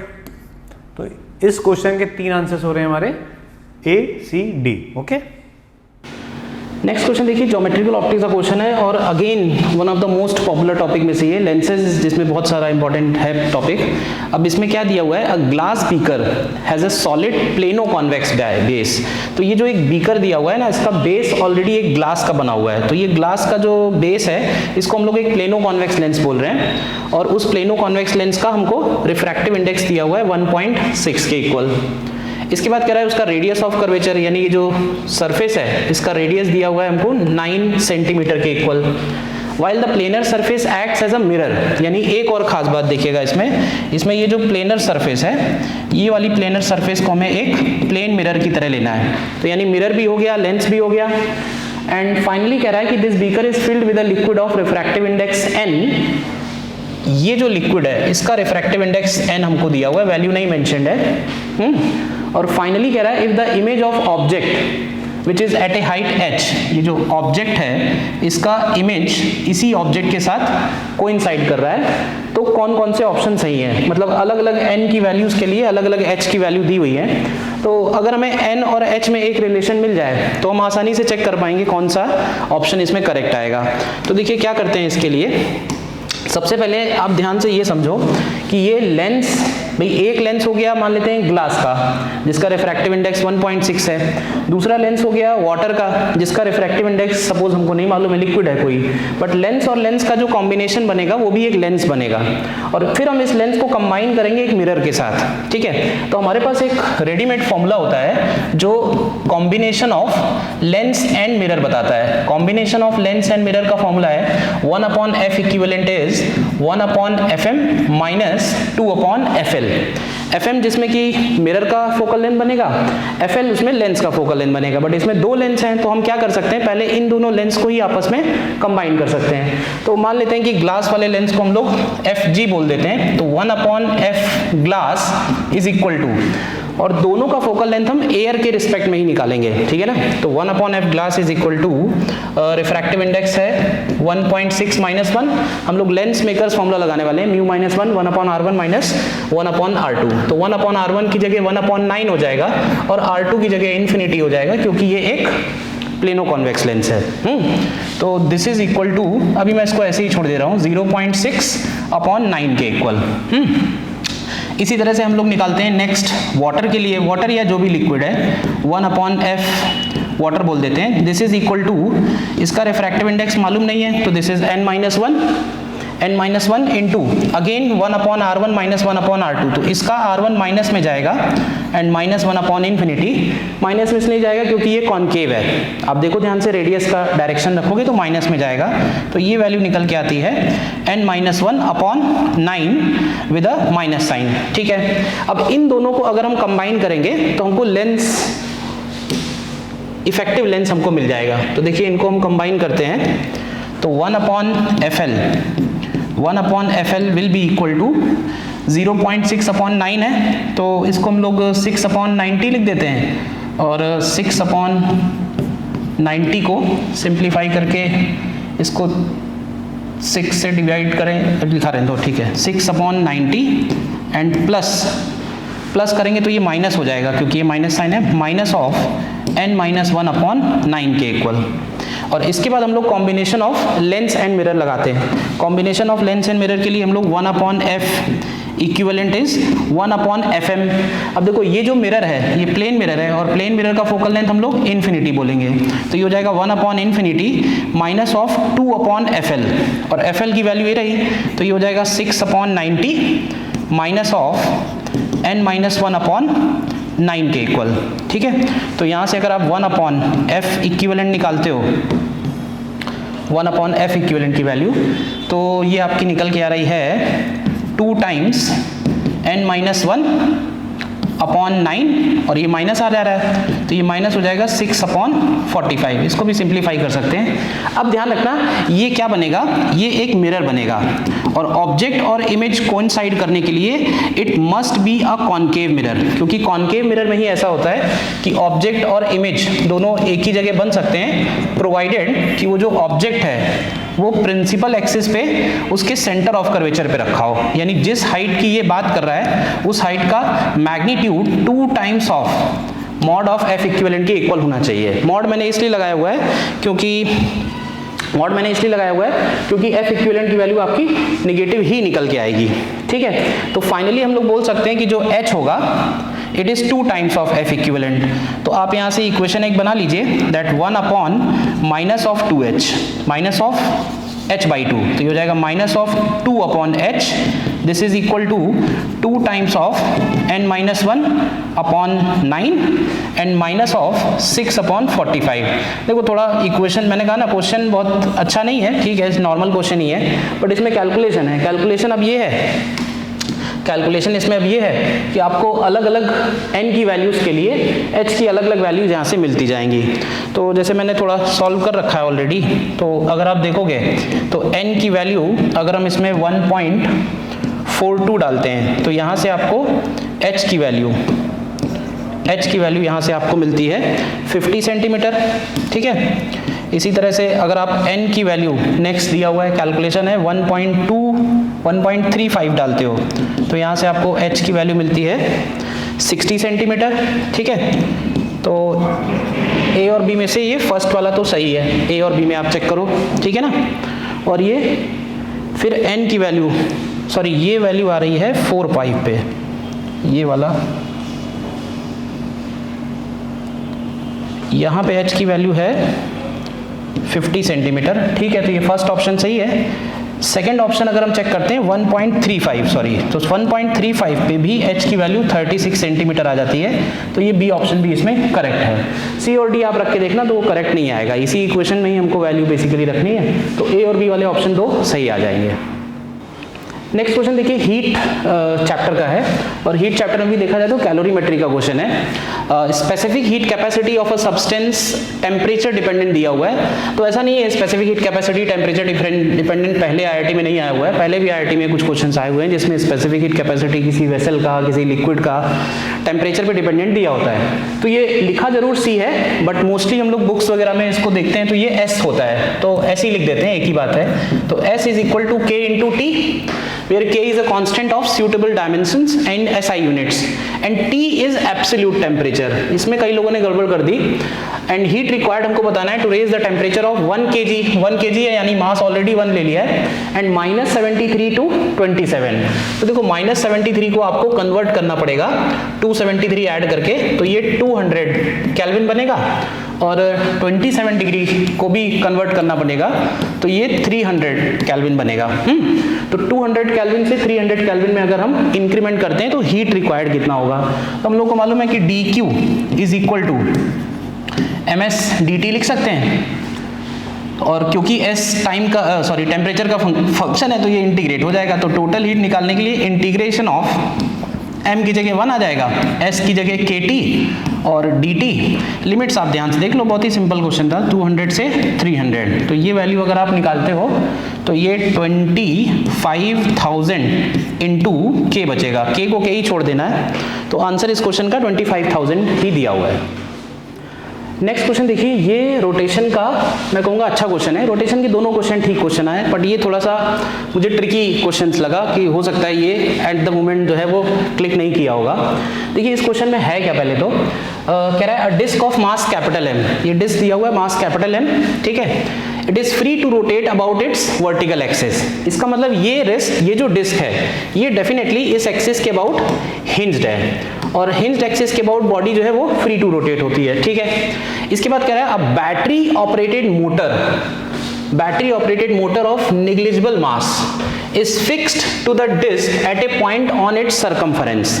अब देखो वो पॉइंट हमें फिगर में दिख नहीं रहा है, बट वो पॉइंट यहाँ पे कहीं है, मतलब इस डिस्क के ठीक नीचे यहाँ पे एक मोटर फिक्स्ड है और वो मोटर इसके सर्कमफरेंस पे ही फिक्स कर रखी है। मतलब एक तरह से मान लो कि उसको हमने चिपका दिया है जो भी है, और मोटर में कोई भी मास नहीं है, ये क्वेश्चन में लिखा हुआ है। इसके बाद कह रहा है another disk of same mass m and radius r/2 is fixed to the motor's thin shaft। अब आप देखो कोई भी मोटर, जैसे आपने कोई खिलौने वगैरह में देखी होगी भाई, इलेक्ट्रिक मोटर जो होती हैं, तो उनका शाफ्ट का मतलब है वो जो बीच में सिलेंडर पड़ा रहता है जो एक्चुअली रोटेट होता है। और उस शाफ्ट से हमने ये वाली डिस्क को कनेक्ट कर रखा है, यानी जो मोटर रही होगी वो कुछ इस तरह से रही होगी। यहाँ पे ये थिन सी मोटर है जिसका मास है नहीं और ये कनेक्टेड है। इसके बाद कह रहा है कि मोटर को हमने स्विच ऑन किया है, तो मोटर स्विच ऑन कर रहे हैं तो ये वाली जो डिस्क है ये घूमना शुरू कर रही है। कितने एंगुलर वेलोसिटी से? ओमेगा से। यानी ये जो छोटी वाली डिस्क है, साइज में केवल छोटी है, मास तो उसका भी m दिया हुआ है, तो ये डिस्क ओमेगा से रोटेट हो रही है। अब देखो ये क्वेश्चन पूरा का पूरा एंगुलर मोमेंटम कंजर्वेशन का है। अभी क्या है कि ये जो बॉडी है, यानी जो बड़ी वाली डिस्क है, it is free to rotate, और इस डिस्क के ऊपर अगर हम कोई और बॉडी को रोटेट करते हैं, मैं कहूँगा ये क्वेश्चन एग्जैक्टली नहीं कहूँगा, बट ये क्वेश्चन HCV में ऑलरेडी एक क्वेश्चन है, HC वर्मा में, और उस क्वेश्चन में क्या है कि एक फ्री प्लेटफॉर्म है, उस प्लेटफॉर्म के ऊपर एक स्टूडेंट है और वो स्टूडेंट अपने हाथ में अम्ब्रेला घुमा रहा है, तो अम्ब्रेला घुमाने से क्या होता है, नीचे वाला प्लेटफॉर्म भी रोटेट होने लगता है। तो ये कुछ वैसा ही सिचुएशन है, मैं कहूँगा ऑलमोस्ट सेम ही है, बस हाँ इसमें हिंज जो पॉइंट लिया गया है मोटर का वो इसके सर्कमफरेंस पे है। तो होगा क्या कि जब ये ओमेगा से घूमना शुरू करेगी, let us suppose anti clockwise या क्लॉकवाइज डायरेक्शन में, इसको मैंने एंटी क्लॉकवाइज लिया है सामने से देखने पे, तो क्या होगा, ये वाली डिस्क है ना, ये वाली डिस्क क्लॉकवाइज डायरेक्शन में ओमेगा डैश से रोटेट होगी, सो दैट कंप्लीट सिस्टम का जो एंगुलर मोमेंटम है जो पहले जीरो था वो बाद में भी जीरो रहना चाहिए। ध्यान रखना जब ये वाली डिस्क ओमेगा डैश से घूमेगी तो इस डिस्क का सेंटर भी आर ओमेगा डैश से ट्रांसलेट होगा। ठीक है, इनिशियल एंगुलर मोमेंटम इस पूरे सिस्टम का जीरो है, इनिशियल एंगुलर मोमेंटम इस पूरे सिस्टम का जीरो है, और फाइनल एंगुलर मोमेंटम भी इस सिस्टम का जीरो होना चाहिए। तो देखो फाइनल एंगुलर मोमेंटम अगर हम लोग लिखेंगे इसका, तो फाइनल एंगुलर मोमेंटम के लिए इस डिस्क का क्योंकि एंटी क्लॉकवाइज है, ठीक है, तो इसको हम एक डायरेक्शन में ले लेते हैं। तो डिस्क का moment of inertia I omega लगा रहे हैं, डिस्क का मोमेंट ऑफ इनर्शिया हो गया m इंटू आई निकालेंगे तो mr²/2, ये हो गया डिस्क का मोमेंट ऑफ इनर्शिया और डिस्क का ओमेगा, और मान लेते हैं ये एंटी क्लॉकवाइज घूम रही है। इसके बाद आते हैं इस डिस्क का एंगुलर मोमेंटम। अब ये एंगुलर मोमेंटम इसका इसके सेंटर के अबाउट लिखा है, लेकिन अगर हमें इस पॉइंट के अबाउट लिखना है तो इसके सेंटर का जो ट्रांसलेटरी मोशन है वो भी हमें कंसीडर करना पड़ेगा, और वो क्योंकि क्लॉकवाइज है। चलो अभी तो हम प्लस ही लिखेंगे, तो इसका सेंटर हो गया m, मास हो गया m, डिस्टेंस यहां से देखोगे तो बनेगी r, और इसकी टेंजेंशियल वेलोसिटी बनेगी, tangential speed r omega dash, और ये डायरेक्शन क्लॉकवाइज लेंगे, और हम इसमें प्लस करेंगे, और इसमें प्लस करेंगे ये वाली डिस्क, जो तीसरी डिस्क है इसका मोमेंट ऑफ इनर्शिया बन जाएगा mr²/2, और ये भी घूम रही है ओमेगा डैश से, तो I into omega dash, this is also clockwise. तो जब आप L इनिशियल को L फाइनल के इक्वल करोगे, L initial equal to L final, अब क्या कर सकते हो कि एंटी क्लॉकवाइज को आप एक डायरेक्शन में ले सकते हो, क्लॉकवाइज को आप दूसरे डायरेक्शन में ले सकते हो, या एंटी क्लॉकवाइज वाला टर्म आप नेगेटिव ले लो तो ये दोनों टर्म हो जाएंगे पॉजिटिव। तो देखिए ये सॉल्व होके थोड़ा सा क्या बचता है, ये निकल के आएगा m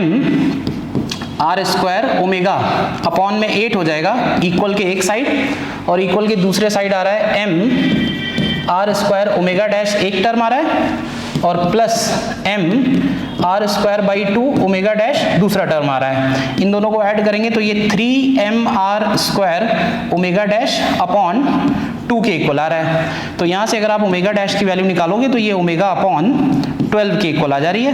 तो क्वेश्चन में यही कह रहा है कि जो ओमेगा है वो ओमेगा अपॉन n के इक्वल आना चाहिए। तो ओमेगा अपॉन n का मतलब ये हो गया कि ये n का वैल्यू यहाँ पे 12 निकल के आ रहा है। देखिए नेक्स्ट क्वेश्चन हमारा पोलराइजेशन टॉपिक पे बेस्ड है। हालांकि ये टॉपिक अभी तक तो जेई मेन में ही था, बट 2023 में जो जेई एडवांस का सिलेबस रिवाइज हुआ उसमें ये टॉपिक ऐड हुआ। 2023 में भी एडवांस में इसमें एक क्वेश्चन था, ब्रूस्टर लॉ पे क्वेश्चन था, और एक क्वेश्चन आपका इस बार आया है जो पोलरॉइड्स पे बेस्ड है, लॉ ऑफ मॉलस पढ़ते हैं उसी पे बेस्ड है। सिंपल क्वेश्चन है अगेन, कह रहा है a point source S emits unpolarised light uniformly in all directions. ठीक है, तो लेट अस अज्यूम कि भाई ये रहा point source S and it emits unpolarised light in all direction. ठीक है, जाने देते हैं, आगे पढ़ते हैं। फिर कह रहा है at 2 points A and B the ratio are मतलब intensity at A upon intensity at B is 2। मतलब डेफिनेटली जो पॉइंट ए होगा वो थोड़ा नज़दीक होगा और पॉइंट बी थोड़ा दूर होगा, क्योंकि इंटेंसिटी एट ए मतलब यहाँ पे इंटेंसिटी आई ए दी हुई है और यहाँ पे इंटेंसिटी आई बी दी हुई है। अब ऐसे देखो, पहले इंटेंसिटी का जो रेशियो दिया है आई ए अपॉन आई बी ये 2 दिया हुआ है, तो मैं वेरिएबल्स अननेसेसरी नहीं बढ़ाऊंगा। आई बी को मान लेते हैं this was I A by 2। तो इनिशियली यहाँ पे इंटेंसिटी आई ए है और यहाँ पे इंटेंसिटी आई ए बाई 2 के इक्वल है।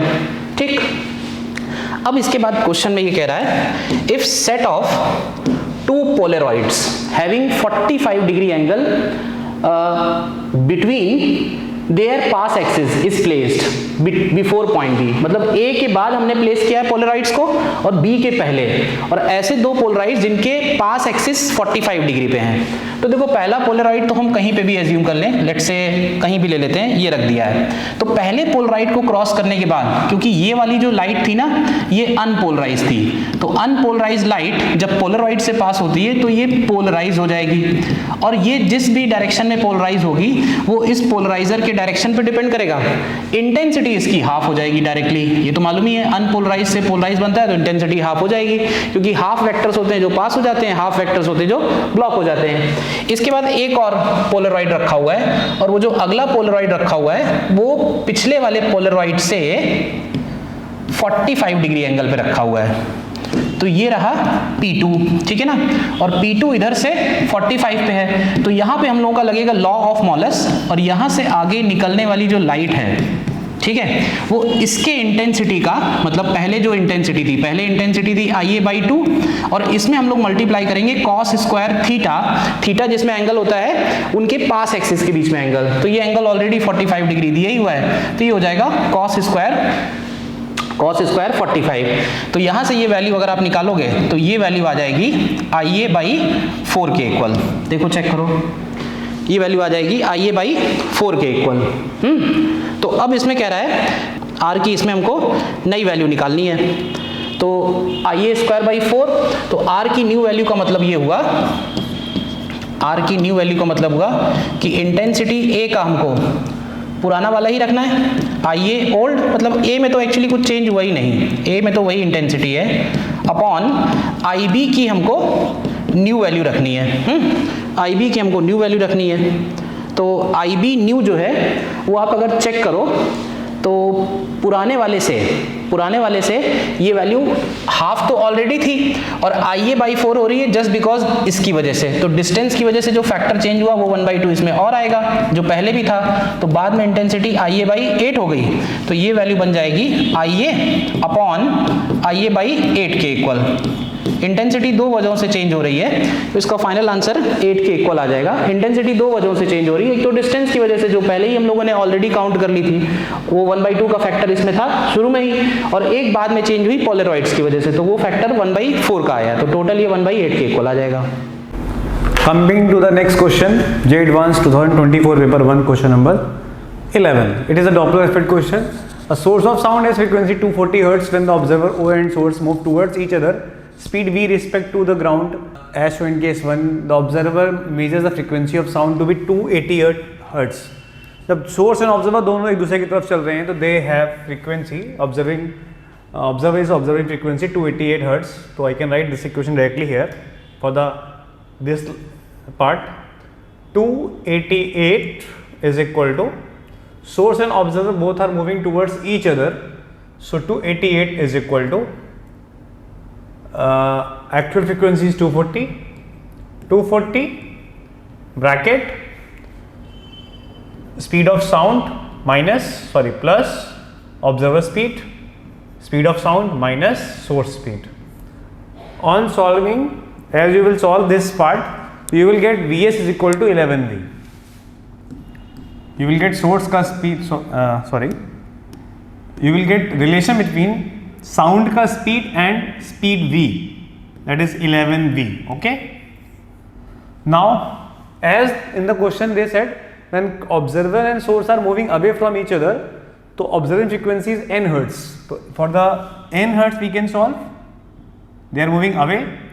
N is equal to 240 hertz bracket Vs minus V upon Vs plus V, and put this value of Vs here. Okay. So you can see n 240 is equal in bracket 11V minus V will be 10V, or Vs plus V here will be 12V, V and V will cancel out, 12 upon 10 upon 12 will be there. Okay, this is the n. So as you can solve for the n, so it will be the answer 200 hertz. So our correct answer is 200 hertz. Okay, तो यहाँ पे आपको 200 fill करना होगा. It's a simple question, Doppler effect. Okay. Now coming to the next question, question number 12 from JEE Advanced 2024. Two large identical water tanks 1 and 2 kept on the top of a building height h filled with a water up to height small h in each tank. Both the tanks contain identical hole of small radius on their sides close to their bottom. तो दोनों पे bottom पे एक whole है, तो let's say यहाँ पर एक होल मान लो, ठीक है, एंड ये मैंने यहाँ पर डायग्राम में h मान रखा था, तो इसको मैं इधर ले आता हूँ. In small h is the height of liquid, है ना. ओके, तो ये मैंने होल मान लिया कंटेनर के अंदर, ठीक. तो जो लिक्विड यहाँ से बाहर आ रहा होगा किसी इंस्टेंट जहाँ पे हाइट में तब y मान लेता हूँ, तो कमिंग आउट लिक्विड का स्पीड होगा √2GY. ये हम इफ्लेक्स वेलोसिटी के कंसेप्ट से बोल सकते हैं, ठीक है. तो अब अगर हम इसमें प्रिंसिपल ऑफ कंटिन्यूटी लगाएं, तो A is a top portion cross section area.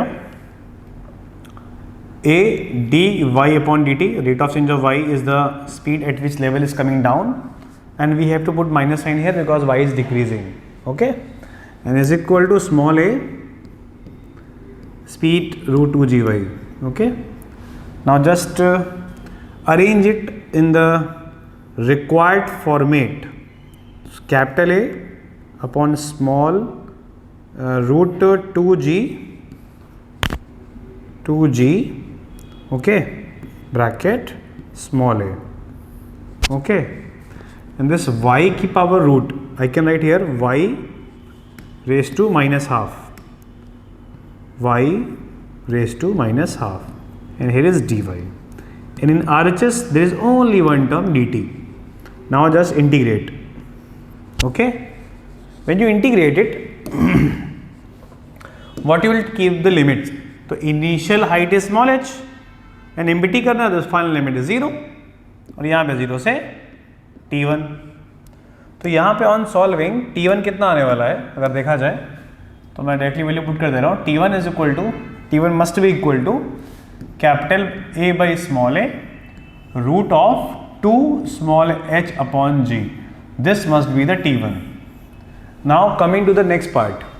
In this part they have said कि कंटेनर 2 में एक पाइप लगा रखा है जो डायरेक्टली ग्राउंड पे है. अच्छा, एक और बात, पहले पार्ट के लिए इसका कोई आवश्यकता नहीं थी हमें, we don't have need of where they are kept, but second part के लिए there is need of that point. Actually में both containers are placed at some height from the base, and that is capital H. Okay, तो this is also placed at capital H height. Okay, like this, ये capital H है आपका, और question में capital H दे रखा है 16/9 into small h. ठीक है, तो पॉइंट है कि अगर यहाँ पर एक पाइप है, यहाँ पे एक पाइप लगा दे अगर हम ऐसे, तो इस तरीके से लिक्विड बाहर आएगा. ठीक है, इस तरीके से लिक्विड हमारा बाहर आएगा। तो सिर्फ हमको यहाँ पे ना जो स्पीड होने वाली है वो निकालने अगर हम, क्योंकि ये speed, this speed will not same as reflex speed. Reflex में तो हम लोग बर्नौलीज थ्योरम लगा के निकालते हैं, we have study in the classroom, but यहाँ थोड़ा चेंज कर दिया है तो कुछ नहीं, there is nothing big, there is no problem in this part. किसी इंस्टेंट अगर हम हाइट इसकी क्या मान लें, y मान लेते हैं, चलो किसी इंस्टेंट इसका हाइट हम y मान लें, सो और बर्नौलीज थ्योरम लगाने की कोशिश करते हैं, ठीक है। नो, मैं कलर थोड़ा चेंज कर देता हूँ बिकॉज सेकेंड पार्ट के लिए सॉल्व कर रहे हैं, तो will take some other colour like ऐसा। तो मैं फर्स्ट क्रॉस सेक्शन इसको मानता हूँ, सेकंड क्रॉस सेक्शन इसको मानता हूँ, इन दोनों के बीच में मैं बर्नौलीज थ्योरम ले रहा हूँ, ठीक है।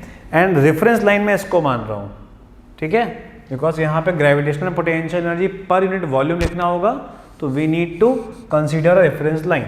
चलिए स्टार्ट करते हैं। सबसे पहले P naught plus rho G H plus Y, capital H plus Y, and speed at which this level is coming down in Bernoulli's theorem while writing kinetic energy per unit volume, while writing kinetic energy per unit volume, it will be very small actually में, तो half rho we square जो add करोगे इसमें, it is very small, तो we can neglect that part. Now coming to the second point, pressure at this point is P naught, and this is at reference point potential is 0, and the kinetic energy is half rho v dash का square. From here I can get v dash is equal to root of 2 g h plus y. Now we are coming to the last part, ठीक है। अभी हम यहाँ principle of continuity लगा लेते हैं, ठीक है। तो प्रिंसिपल ऑफ कंटिन्यूटी लगाएंगे अगर हम, तो we can write capital A minus D Y upon D T equal to small a root of 2g h plus Y, okay. तो देखो इसी फॉर्मेट में आ गया जैसे इस फॉर्मेट में था ना, सिर्फ स्पीड में थोड़ा चेंज आ गया। तो अभी इसको हम सॉल्व करें अगर, तो कैपिटल ए बाई स्मॉल ए इधर लिख दिया मैंने, रूट 2g लिख दिया, ओके, और h प्लस वाई का होल पावर माइनस हाफ ऐसे लिख दिया मैंने, और D Y equal to D T कर दिया। Now just integrate. अब इंटीग्रेट में यहाँ पर भी लिमिट के बारे में डिस्कशन कर लेते हैं एक बार। तो अगेन टैंक को खाली करना है ना, तो लिमिट y की h से 0 ही होने वाली है, okay, don't worry about it, और ये 0 से t2, ठीक। आई थिंक मेन जो प्रॉब्लम होती है स्टूडेंट्स को वो लिमिट में ही होती है, तो वो हम लिमिट इस तरीके से फाइंड कर सकते हैं। आई होप कोई प्रॉब्लम नहीं हुई होगी इसमें। इसको जब आप सॉल्व करेंगे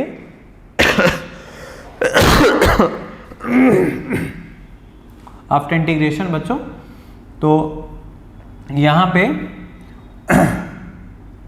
a अपॉन रूट 2g, अच्छा 1/2 माइनस पावर है, तो आप इंटीग्रेशन पावर रूल लगाएंगे, तो डिनोमिनेटर में एक 2 आना चाहिए, 1/2 आना चाहिए, जो ऊपर जाके 2 बन जाएगा। तो बेटा देखो मैं डायरेक्टली लिख रहा हूँ ये वाला पॉइंट, आई होप सबको समझ में आएगा।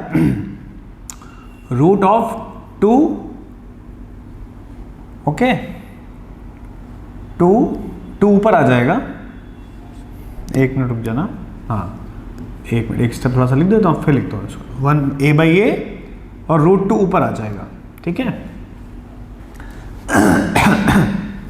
एंड यहाँ पे माइनस साइन बाहर कर लिया था हमने, ठीक है, माइनस साइन बाहर कर लिया, ओके। अभी लिमिट लगाने की बारी आती है, लिमिट लगाते हैं हम लोग। अच्छा इंटीग्रेशन कितना आएगा बच्चों, h प्लस वाई की होल पावर प्लस हाफ, ठीक, ये आएगा, और ये इंटीग्रेशन dt आ जाएगा, लिमिट 0 से t2 आएगा। अब हम लिमिट लगाते हैं h से 0, थोड़ा सा सिंप्लीफाई करने में टाइम लगेगा बट परेशान नहीं हो, आराम से हो जाएगा। तो यहाँ पे आप रखोगे तो ये root h plus root of h, एक मिनट लिमिट रख रहे हैं ना तो माइनस लगाते हैं यहाँ पे, root of h plus small h, ठीक है, इक्वल टू t2। अब कैपिटल इस क्वेश्चन में दे रखा है 16/9, तो उसको वहाँ पे पुट करते हैं हम लोग, ठीक है। देखते हैं एक बार क्या आता है पुट करने पे, ठीक है, देखते हैं। So T2 is equal to A√2 by I have miss something ना there, G, there is G in denominator ना, √G, sorry for that. So A√G, limit लगाइए, लिमिट तो लगा चुका हूँ, वैल्यू पुट करिए 16/9, तो 16/9 रूट एच करेंगे तो आप 16/9 4/3 आ जाएगा, ये 4/3 रूट स्मॉल एच माइनस यहाँ पे 5/3 आ जाएगा, ओके। एंड रूट एच मैंने बाहर कर लिया, ओके। अच्छा, माइनस साइन यहाँ पे ये कंटिन्यू था, अब इस माइनस का मल्टीप्लाई कर दो तो यहाँ पे आपका 5/3 माइनस 4/3 बन जाएगा, इट विल बी 1/3, ठीक है, इट विल बी 1/3। तो यहाँ से आएगा आपका, अब मैं h को यहाँ पे ले आता हूँ, तो a/a, ठीक, root of 2h/g and this 3 is in there, okay. तो ये आपका T2 आ रहा है। And where is our T1? हमारा T1 कहाँ था? ये हमारा T1 है, okay. So they have ask what, T1/T2। तो अगर T1/T2 निकालें तो यहाँ से सॉल्व करने पर T1/T2 मस्ट बी 3। थोड़ा सा कैलकुलेटिव है, and rest there is nothing in the question. I hope this question is clear to everyone, ठीक है। एक बार रिकॉल कर लो, ठीक है,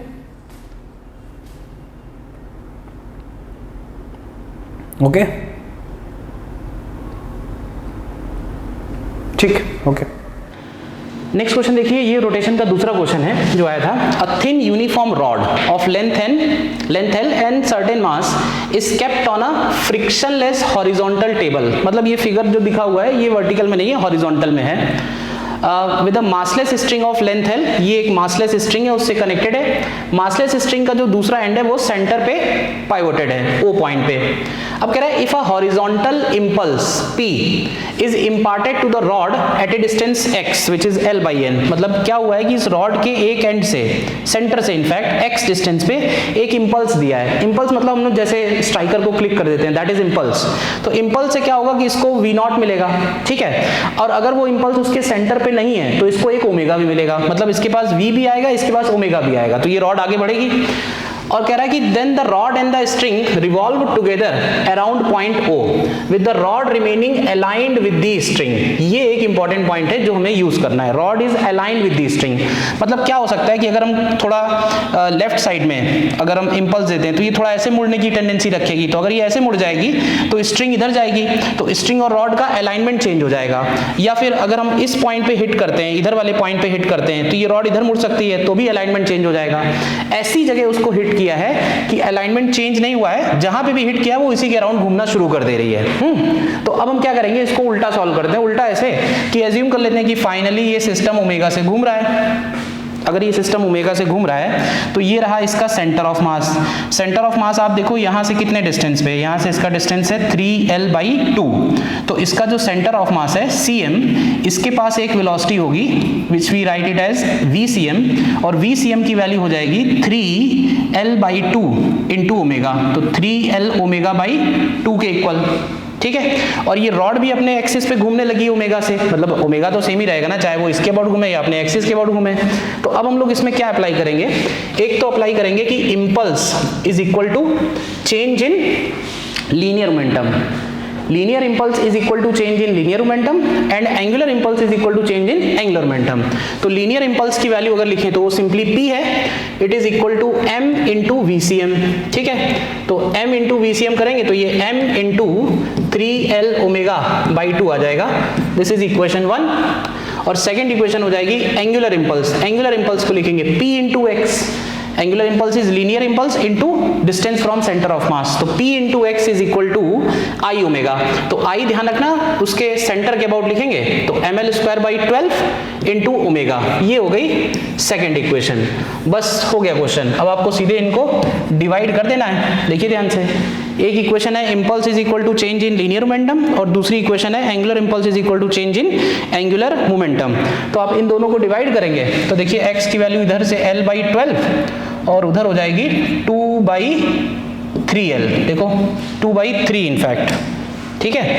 तो ये वैल्यू आप देखो यहाँ से L/18 आ जा रही है, तो हमको L/n कह रहा था वो, तो L/n का मतलब n का वैल्यू यहाँ पे 18 निकल आया।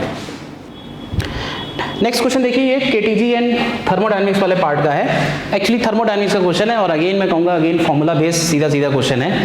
इसमें हमको एक पीटी ग्राफ दिया हुआ है, 1 मोल मोनोटॉमिक गैस, तो मोल्स की जरूरत पड़ेगी तो 1 मोल लेना है, सीपी/सीवी की जरूरत पड़ेगी तो मोनोटॉमिक यूज कर लेना है। साइक्लिक प्रोसेस दिया हुआ है, ग्राफ लेकिन पीवी नहीं है, पीटी डायग्राम है, कोई बात नहीं। अब इसमें हमको सबसे पहले निकालना है work done in complete cycle. अब देखो मैचिंग के क्वेश्चन पिछले 2 साल से बहुत ज्यादा आ रहे हैं, तो मैं तो ऐसे बोलूंगा कि भाई थोड़ा सा ध्यान से देखो कौन सा ऑप्शन कम से कम चेक कर लिया जाए जिससे जल्दी से जल्दी आंसर मिल जाए, मतलब स्टूडेंट के पॉइंट ऑफ व्यू से। मैं तो आपको सारे बता ही दूंगा कौन कौन से आएंगे, ठीक है ना। तो जैसे हमें work done in complete cycle निकालना है, तो एक एक करके देखते हैं प्रोसेस। वर्क डन निकालना है, चेंज इन इंटरनल एनर्जी निकालनी है, हीट गिवन निकालना है, again change in internal energy निकालनी है। तो वर्क डन से शुरू करते हैं। तो देखो प्रोसेस वर्क डन जेके में निकालते हैं। तो अब जेके कौन सा प्रोसेस है, तो जेके आपका आइसोबैरिक प्रोसेस है, प्रेशर कांस्टेंट है, ठीक है। तो प्रेशर कांस्टेंट है, आइसोबैरिक प्रोसेस में वर्क डन होता है P डेल्टा V, या फिर इसको लिखते हैं NR डेल्टा T। तो N की जगह 1 आएगा और डेल्टा T की जगह देखो अगर आप तो 3T0 माइनस T0 आएगा, तो ये वैल्यू हो जाएगी 2RT0। इसी तरह से हम वर्क डन निकालें अगर K से L K2L, तो K2L जो है वो कांस्टेंट टेम्परेचर यानी आइसोथर्मल प्रोसेस है। आइसोथर्मल प्रोसेस में वर्क डन होता है nRT ln P1/P2 या V2/V1। तो ये हो जाएगा N की जगह 1, R, T की जगह 3T0 एंड ln ऑफ, या तो हम लोग लिखेंगे V2/V1 या लिखेंगे P1/P2। तो P1/P2 लिखोगे तो ये 1/2 आ जाएगा और ये वैल्यू निगेटिव आएगी, यानी ये हो जाएगी -3RT0 ln 2 के इक्वल। इसी तरह से वर्क डन निकालते हैं L से M में, ये भी कांस्टेंट प्रोसेस है, कांस्टेंट प्रेशर प्रोसेस है, इसमें भी NR डेल्टा T लगा देते हैं। तो N into R delta T की जगह देखोगे तो -2T0 आएगा, तो ये वैल्यू आ जाएगी -2RT0। तो जब ऐड करेंगे इसके साथ कैंसिल भी हो जाएगा। और अगला है M2J, तो WM2J अगर निकालेंगे तो M से J में again constant temperature process isothermal, तो ये हो जाएगा NR T की जगह इस बार T0 आएगा और ln P1/P2 की जगह ln 2 आएगा, तो ये RT0 ln 2 बचेगा। तो अब आप ये बताइए कि इन चारों वर्क डन्स को अगर हम ऐड करें तो हमको -2RT0 मिल रहा है, यानी P ऑप्शन का आंसर 4 हो जाएगा। अब P का 4 जो है वो C में भी है और B में भी है, ठीक है ना। तो इसके बाद हम सिर्फ Q चेक कर सकते हैं, J से K में निकालना है, तो डेल्टा U J2K। अब JK कौन सा प्रोसेस है, ये रहा, अगेन कांस्टेंट प्रेशर है। डेल्टा U की वैल्यू किसी भी प्रोसेस में, डेल्टा U की वैल्यू किसी भी प्रोसेस में NCV डेल्टा T होती है। N की जगह 1 आएगा, CV मोनोटॉमिक गैस है तो 3R/2 और डेल्टा T ध्यान से देखिए तो ये 2T0 है, तो ये वैल्यू निकल के आई 3RT0 के इक्वल। तो 3RT0 मतलब Q का ऑप्शन 3rd हो जाएगा। तो आंसर तो मैं कहूंगा कि B मिल गया हमको, बट मैं आगे बता देता हूं कैसे सॉल्व करना है। और heat given to the gas in the process KL, K से L का हीट गिवन, तो देखो K से L में टेम्परेचर कांस्टेंट है तो डेल्टा U 0 होगा, तो K से L का जो हीट गिवन है वो भी यही बनेगा। दिस इज ऑल्सो QKL इस वजह से क्योंकि डेल्टा U इस प्रोसेस में 0 होगा, कांस्टेंट टेम्परेचर है ना, तो ये -3R ln 2 यानी R का वैल्यू यहाँ से 5 आ रहा है, खैर आना भी चाहिए था। And finally change in internal energy of the gas in the process MJ process में चेंज इन इंटरनल एनर्जी 0 है, तो S का ऑप्शन 2 हो जाएगा, ठीक है ना। तो S का ऑप्शन 2 आ रहा है। ओके, देखिए क्वेश्चन नंबर 15 के अंदर आपको क्या इंफॉर्मेशन दी गई है। आपको इस तरीके के एक अरेंजमेंट शोन है, आपसे बोल रहा है कि 4 identical thin square metal plates हैं, चारों के लेबलिंग कर दी है S1 S2 S3 S4 इस फॉर्म में, और सभी को हमने पैरेलली रखा हुआ है, सभी के साइड्स इक्वल है, आइडेंटिकल है, सभी के साइड से है, ये ऑलरेडी मेंशन है। एंड इनके बीच की डिस्टेंस आप देख सकते हैं कि ए से बहुत कम है। तो अगर ऐसा होगा तो लार्ज प्लेट वाला ही अप्रोक्सीमेशन लगाते हुए ही आपको सारी के सारी कैलकुलेशन करनी है, बीच में फील्ड आपको यूनिफॉर्म लेते हुए सारी चीज़ें सोचनी है। आपसे बोल रहा है कि लेट सी नॉट बोला है epsilon naught A square by D को, देन यहाँ पर epsilon not permittivity of free space है। बताइए इन दोनों लिस्ट में से आपको मैचिंग करवानी है कि कौन सा मैच होगा किसके साथ। तो सबसे पहले तो यहाँ पर क्वेश्चन देखें तो ये बहुत स्टैंडर्ड फॉर्मेट है क्वेश्चन का, बहुत स्टैंडर्ड क्वेश्चन है। यहाँ पर 4 मेटल प्लेट्स हैं, चारों आइडेंटिकल हैं, देन हम अलग अलग पोजीशंस के बीच में कैपेसिटेंस निकालने वाले हैं। तो मैं जस्ट यहाँ पे डायग्राम देख लेता हूँ। डायग्राम में मुझे दिख रहा है कि यहाँ पर 4 प्लेट्स हैं। साइड से देखता हूँ मैं, तो साइड से देखने पे मुझे प्लेट्स ऐसी कुछ दिख रही होंगी। Plate 1, plate 2, then remaining 2 plates, और यहाँ पर ले ली मैंने ये 4 प्लेट्स हैं। इन चारों प्लेट्स के नाम भी ऐसे ही रख दिए हैं, S1, S2, S3, S4। S1, S2, S3, S4। And अगर आप किसी भी 2 प्लेट्स को देखें, किन्हीं भी 2 प्लेट्स को देखें, फॉर एग्जांपल मैं इन दोनों प्लेट्स को देख रहा हूं, तो इस केस में आपको दिखेगा कि एक कैपेसिटर बन रहा है बेसिकली ये। अगर आप सिर्फ इन दोनों प्लेट्स को कंसीडर कर रहे हैं तो एक कैपेसिटर बन रहा है, और उस कैपेसिटर का कैपेसिटेंस अगर लिखना होता आपको तो आप लिखते हैं epsilon naught A by D, and इसी वैल्यू को क्वेश्चन के अंदर सी नॉट बोला गया है। आप वापस से पढ़ सकते हैं, यहाँ पर बोला गया let C naught equal to epsilon naught A square by D. Then option 1 पे आते हैं, लिस्ट 1 के ऑप्शन 1 पे आते हैं। The capacitance between S1 and S4 with S2 and S3 are not connected is.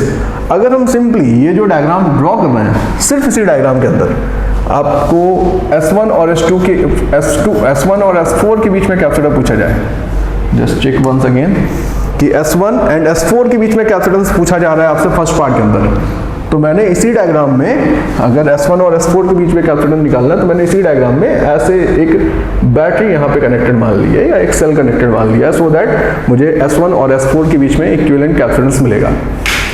आप यहाँ पर देख सकते हैं कि भाई 3 कैपेसिटर बन रहे हैं। इन दोनों प्लेट्स को देखने पर एक, इन दोनों प्लेट्स को देखने पर एक, इन दोनों प्लेट्स को देखने पर एक, मुझे 3 कैपेसिटर मिल रहे हैं। इन तीनों ही कैपेसिटेंस को आप बोल सकते हैं कि तीनों सीरीज में कनेक्टेड हैं, और अगर सीरीज में कनेक्टेड हैं तो इक्विवेलेंट कैपेसिटेंस तो मैं डायरेक्टली लिख सकता हूँ कि C equivalent in this case equal आने वाला है C नॉट बाय 3 के।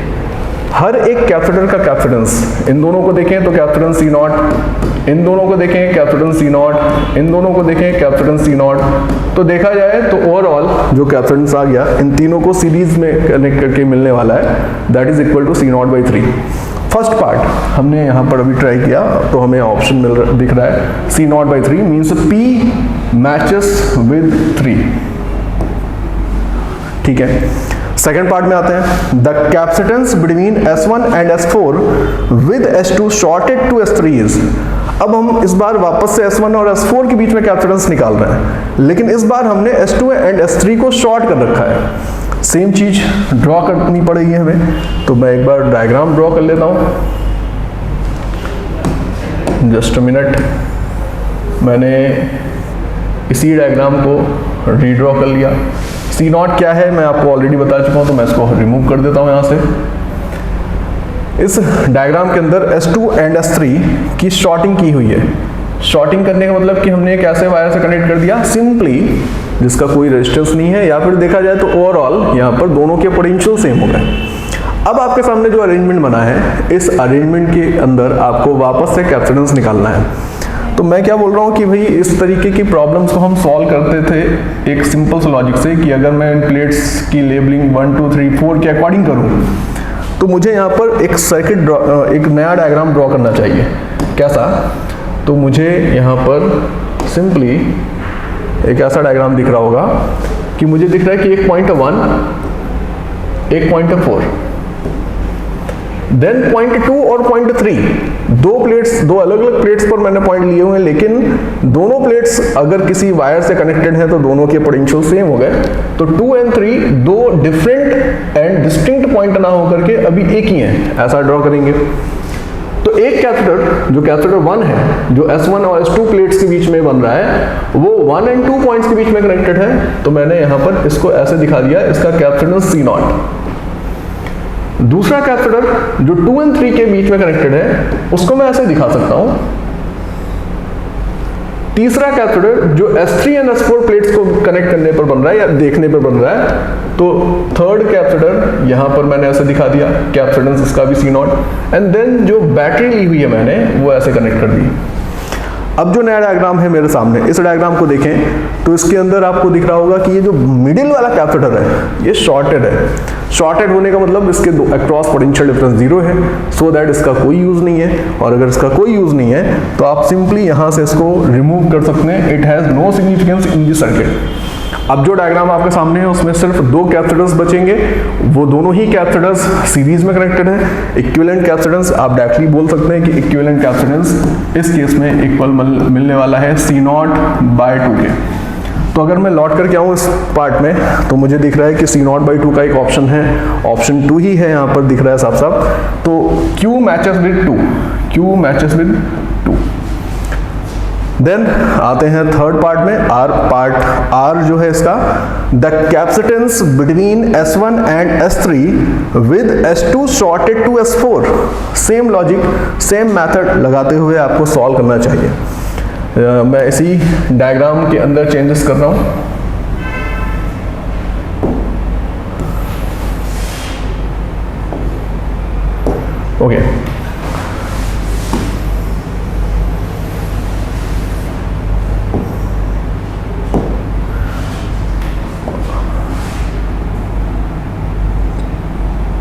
ओके, वापस से एक बार पढ़ते हैं पार्ट R को। Capacitance between S1 and S3 बताना है हमें, और S2 एंड S4 की शॉर्टिंग की इस बार। तो S2 एंड S4 की शॉर्टिंग करेंगे अगर, तो सिचुएशन हमारे सामने ऐसी आएगी कुछ। S2 एंड S4 की शॉर्टिंग कर दी है मैंने, यहां से दिखा देता हूं। एंड कैपेसिटेंस मुझे निकालना है इस बार, मुझे कैपेसिटेंस निकालना है इनके बीच में। यहां पर कनेक्ट कर दिया है इसको। This is the situation. इस सिचुएशन के साथ बात हो रही है, S1 एंड S3 प्लेट्स के बीच में कैपेसिटेंस निकाल रहा है, तो उन्हीं के बीच में बैटरी कनेक्ट की है, और 2 और 4 इन दोनों को हमने आपस में इस तरीके से शॉर्ट कर रखा है। इसके अकॉर्डिंग सॉल्व करें अगर, तो मुझे वापस से कुछ पॉइंट्स चाहिए होंगे। तो पॉइंट 1, पॉइंट 2, पॉइंट 3। अब आप यहां पर देख सकते हैं 2 और 3 are no more different points, ये दोनों एक ही हैं, तो मैंने ऐसे दिखा दिया। एक कैपेसिटर 1 और 2 के बीच में कनेक्टेड है, ऐसा मैंने दिखा दिया, C0 कैपेसिटेंस। दूसरा कैपेसिटर 2 और 3 के बीच में कनेक्टेड है, ऐसा मैंने दिखा दिया, C0 इसका कैपेसिटेंस। एंड तीसरा कैपेसिटर 3 और 4 के बीच में कनेक्टेड, तो अब 3 भी यही है, 4 भी यही है, तो अगेन जो थर्ड कैपेसिटर वो भी आपको यहीं पे लगाना है। अब आपके सामने जो डायग्राम है, इसमें 1 और 3 के बीच में ऐसे बैटरी लगा दी है, हमारे सामने नया डायग्राम ऐसा। इस डायग्राम में ये C0 है, ये C0 है, इन दोनों का पैरेलल कॉम्बिनेशन 2C0 बना, और 2C0 को सीरीज में कनेक्ट करें विद C0, तो 2C0 into C0 upon 2C0 plus C0। उस लॉजिक से आप सीधे सीधे सॉल्व करें तो इक्विवेलेंट कैपेसिटेंस आपको मिलने वाला है 2/3 C0। मैच कराते हैं, लेट्स सी किसके साथ मैच हो रहा है। 2C0/3, फोर्थ वाला पार्ट यहाँ पर दिख रहा है मुझे, एग्जैक्टली यही है। सो R मैचेस विद दिस। एक आखिरी पार्ट बचा है इसके साथ, ऑल्दो आंसर के तक शायद हम लोग पहुंच चुके हैं या अभी नहीं। P matches with 3, Q matches with 2, R matches with 4। S वाला पार्ट जो है यही डिसाइड करेगा कि इन दोनों में से कौन सा ऑप्शन सही है। इन दोनों ऑप्शंस में ही हमें चूज करना है। तो ऑप्शन S में बोल रहा है the capacitance between S1 and S2 with S3 shorted to S1 and S2 shorted to S4। इस बार दो प्लेट्स हैं जिनकी शॉर्टिंग कर रहे हैं। S3 को S1 से कनेक्ट कर रहे हैं, S2 को S4 से कनेक्ट कर रहे हैं। डायग्राम ड्रॉ करते हैं वापस से, सिचुएशन हमारे सामने है।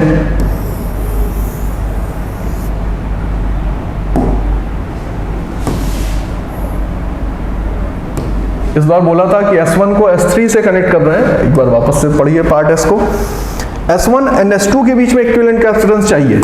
S1 और S2 के बीच में इक्विवेलेंट कैपेसिटेंस चाहिए, तो हमें बैटरी S1 और S2 के बीच में लगानी होगी। लगा देता हूँ मैं यहाँ पर S1 और S2 के बीच में battery. Then S2 and S4 की सॉर्टिंग करी हुई है, ये क्वेश्चन में ही बोल रहा था, वापस से पढ़िए एक बार। S2 एंड S4 की सॉर्टिंग करी है, S1 और S3 की सॉर्टिंग करी है। तो यहाँ पर सॉर्टिंग करने जा रहा हूँ मैं, देखिए किसकी किसकी, S2 एंड S3 की, S2 एंड S3 की सॉर्टिंग है यहाँ पर कुछ ऐसे, एंड S1 और S3, S1 एंड S3 की सॉर्टिंग है, S2 एंड S4 की सॉर्टिंग है। तो S1 और S3 की सॉर्टिंग है और S2 एंड S4 की सॉर्टिंग है। हमारे सामने सिचुएशन ऐसी है। सर्किट डायग्राम ड्रॉ करते हैं फिर से एक नया इसके अकॉर्डिंग। इस बार 1 एंड 3 दोनों ही पॉइंट्स का पोटेंशियल सेम है, तो आप ऐसे दिखा सकते हैं। 2 एंड 4 दोनों के पोटेंशियल सेम है, तो आप ऐसे दिखा सकते हैं। कनेक्ट करें अगर, तो 1 एंड 2 के बीच में एक कैपेसिटर बन रहा है, कनेक्टेड है, जो कि ये मैंने दिखा दिया C0 कैपेसिटेंस। 2 एंड 3 के बीच में भी एक कैपेसिटर है, तो 2 एंड 3 के बीच में भी एक कैपेसिटर है, ऐसे कनेक्ट कर दिया। 3 एंड 4 के बीच में भी एक कैपेसिटर है, तो 3 एंड 4 पॉइंट्स भी यही है, इनके बीच में भी कनेक्टेड है, तो C0 C0 C0 तीनों कैपेसिटर यहाँ पे कनेक्ट कर दिए। और 1 एंड 2 के बीच में हमने बैटरी भी लगा दी। अब देखें तो ये तीनों कैपेसिटर्स इस बार पैरेलली कनेक्टेड हैं, C0 C0 C0। तीनों का इक्विवेलेंट निकालेंगे अगर, तो ऑब्वियसली थ्राइस ऑफ C0 आपको मिलने वाला है। सो मैच करें अगर, तो हमें S मैच होता हुआ दिख रहा है with the part 1। So S 1 से मैच हो रहा है, तो ऑप्शन C करेक्ट आंसर होना चाहिए। ऑप्शन C करेक्ट आंसर हो गया है, this is our correct answer. Next question देखिए, ज्योमेट्रिकल ऑप्टिक्स का दूसरा क्वेश्चन है, और कॉन्सेप्ट क्वेश्चन का फिर से मैं कहूँगा कि कुछ भी नया नहीं है, मतलब बहुत पॉपुलर सा क्वेश्चन है। A light rays incident on a surface of a sphere of refractive index n at an angle θ0। मतलब ये एक स्फेयर की बात कर रहा है। तो हम लोग स्फेयर ले लेते हैं एक, लेट अस सपोज ये रहा वो sphere, and light rays incident at an angle θ0। तो हम लोग ये नॉर्मल एक बना देते हैं, and suppose light is incident at an angle दिया हुआ है θ0। ठीक है, आगे बढ़िए। आगे कह रहा है इसका इंडेक्स ऑफ रिफ्रैक्शन दिया हुआ है हमको n। The ray partially refracts into the sphere with an angle of refraction phi0। मतलब अंदर इसका रिफ्रैक्शन हो रहा है, तो हमको मालूम है कि जब अंदर रिफ्रैक्शन होगा तो ये वाला जो एंगल है ये हमको phi0 दिया हुआ है। दोबारा ये उसके बैक सरफेस पे जाके टकराएगी, और आप ज्योमेट्री से देखोगे तो ये वाला एंगल भी phi0 ही बनेगा, क्योंकि ये r और ये r सेम है। इसके बाद कह रहा है partially reflects from the back surface, मतलब बाहर तो निकलेगी ही, कुछ पार्ट तो इसका बाहर निकलेगा, उससे मतलब नहीं है। हमको ये वाली पार्ट सॉल्व करनी है जो पार्शियली रिफ्लेक्ट हो रही है। तो रिफ्लेक्ट होगी तो ये फिर से phi0 ही बनेगा, और हमें फिर से यहाँ पे एक नॉर्मल बनाना पड़ेगा, और फिर से नॉर्मल बनाएंगे तो ये वाला एंगल जो इंसिडेंट होगा ये फिर से phi0 के ही इक्वल होगा। ज्योमेट्री आप सही से बनाओगे तो आपको दिख जाएगा। और फिर कह रहा है The reflected ray then emerges out of the sphere after a partial refraction। यानी फिर से यहाँ पे एक पार्शियल रिफ्रैक्शन है और ये बाहर इमर्ज हो रही है। देखो डायरेक्टली हम लोग बोल सकते हैं कि जिस एंगल पे इंसिडेंट हुई थी फाइनली उसी एंगल पे ये बाहर भी आ जाएगी। ये इसका कंप्लीट फिगर है। अब हमको निकालना क्या है, हमको इसमें angle of deviation, total angle of deviation with respect to incident ray is alpha. तो हमें अल्फा और n की वैल्यूज पे θ0 की पॉसिबल वैल्यूज निकालनी है। फिर से उसने मुझे लगता है मैथमेटिक्स टाइप से ही फंसाने की कोशिश की है, और तो इसमें कुछ दिखा नहीं नया। तो देखो सबसे पहले डेविएशन यहाँ पे लिखेंगे, ये डेविएशन होगा Δ1, इसके बाद दूसरा डेविएशन यहाँ पे हुआ, ये वाला डेविएशन होगा Δ2, और तीसरा डेविएशन यहाँ पे हुआ है, ये डेविएशन है Δ3। तो टोटल डेविएशन निकालने के लिए तीनों डेविएशंस को हम सिंपली ऐड कर सकते हैं। देखिए क्या मिलेगा, तो डेल्टा नेट की वैल्यू अगर हम लोग निकालेंगे तो पहला डेल्टा निकल के आएगा θ0 माइनस phi0। ठीक है, लास्ट वाला डेविएशन भी इतना ही है तो इसमें 2 मल्टीप्लाई कर देते हैं, प्लस ये मिरर वाला डेविएशन है तो ये वैल्यू आएगी यहाँ से 180 माइनस 2 फाई नॉट। मिरर में या कभी भी रिफ्लेक्शन हो रहा है तो रिफ्लेक्शन में डेविएशन की value 180 degree minus 2 phi naught के इक्वल है। तो देखो ये कितना बना फाइनली, इसको उसने बोला है अल्फा, तो अल्फा इज इक्वल टू ये वैल्यू आ रही है 180 डिग्री, ठीक है, 180 डिग्री प्लस आ रही है 2 थीटा नॉट और आ रही है माइनस 4 फाई नॉट। यानी अब हमको जो आंसर ढूंढने हैं वो इस इक्वेशन से ही ढूंढने हैं, ठीक है। तो ऑप्शन वाइज ही चलना पड़ेगा। पी चेक कर लेते हैं पहले। तो अगर आप पी चेक करते हो, देखो ध्यान से पी ऑप्शन, तो पी ऑप्शन में कह रहा है एन की वैल्यू 2 है और अल्फा की वैल्यू 180 डिग्री है, तो थीटा नॉट क्या होगा, एन हमको निकालना पड़ेगा। और एन निकालने के लिए हम लोग इस पॉइंट पे ही स्नेल्स लॉ लगा सकते हैं। स्नेल्स लॉ की इक्वेशन होगी 1 into sine theta naught is N into sine phi naught, ठीक है ना, तो इसको यूज करेंगे। तो देखिए पी ऑप्शन में अगर हम अल्फा को 180 डिग्री ले लें, अल्फा को अगर हम 180 डिग्री लेंगे तो आप यहाँ से देखो हमको क्या मिलेगा, यहाँ से हमको मिलेगा कि भाई 2 theta naught is equal to 4 phi naught, या फिर थीटा नॉट की वैल्यू 2 फाई नॉट के इक्वल आई है, या फाई नॉट को हम लोग लिख सकते हैं फाई नॉट की वैल्यू हो जाएगी थीटा नॉट अपॉन 2 के इक्वल।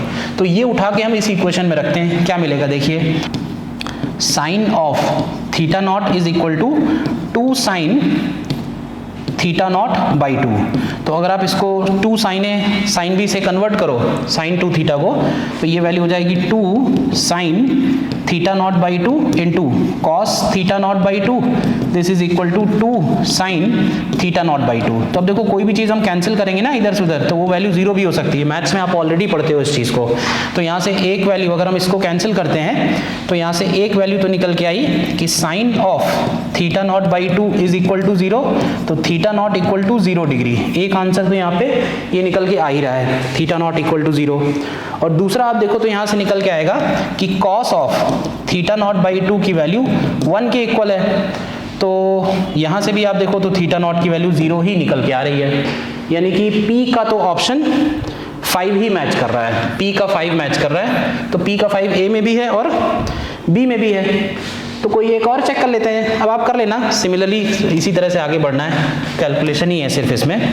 तो Q ऑप्शन जैसे चेक करके दिखा दूं, Q ऑप्शन में कह रहा है कि अल्फा की वैल्यू 180 डिग्री, फिर से तो अल्फा 180 में हमारी रिलेशन यही पहुंचेगा कि phi naught is equal to theta naught by 2। इसको सॉल्व करेंगे तो यहां से हमको मिलेगा 2 sine theta naught by 2 into cos theta naught by 2 is equal to n की वैल्यू यहाँ पे दी हुई है √3, तो √3 into sine of theta naught by 2। तो अगर हम sine theta naught by 2 cancel करेंगे तो 0 डिग्री आंसर फिर से बनेगा, और कॉस थीटा नॉट बाई 2 का वैल्यू मिलेगा √3 बाई 2 के इक्वल।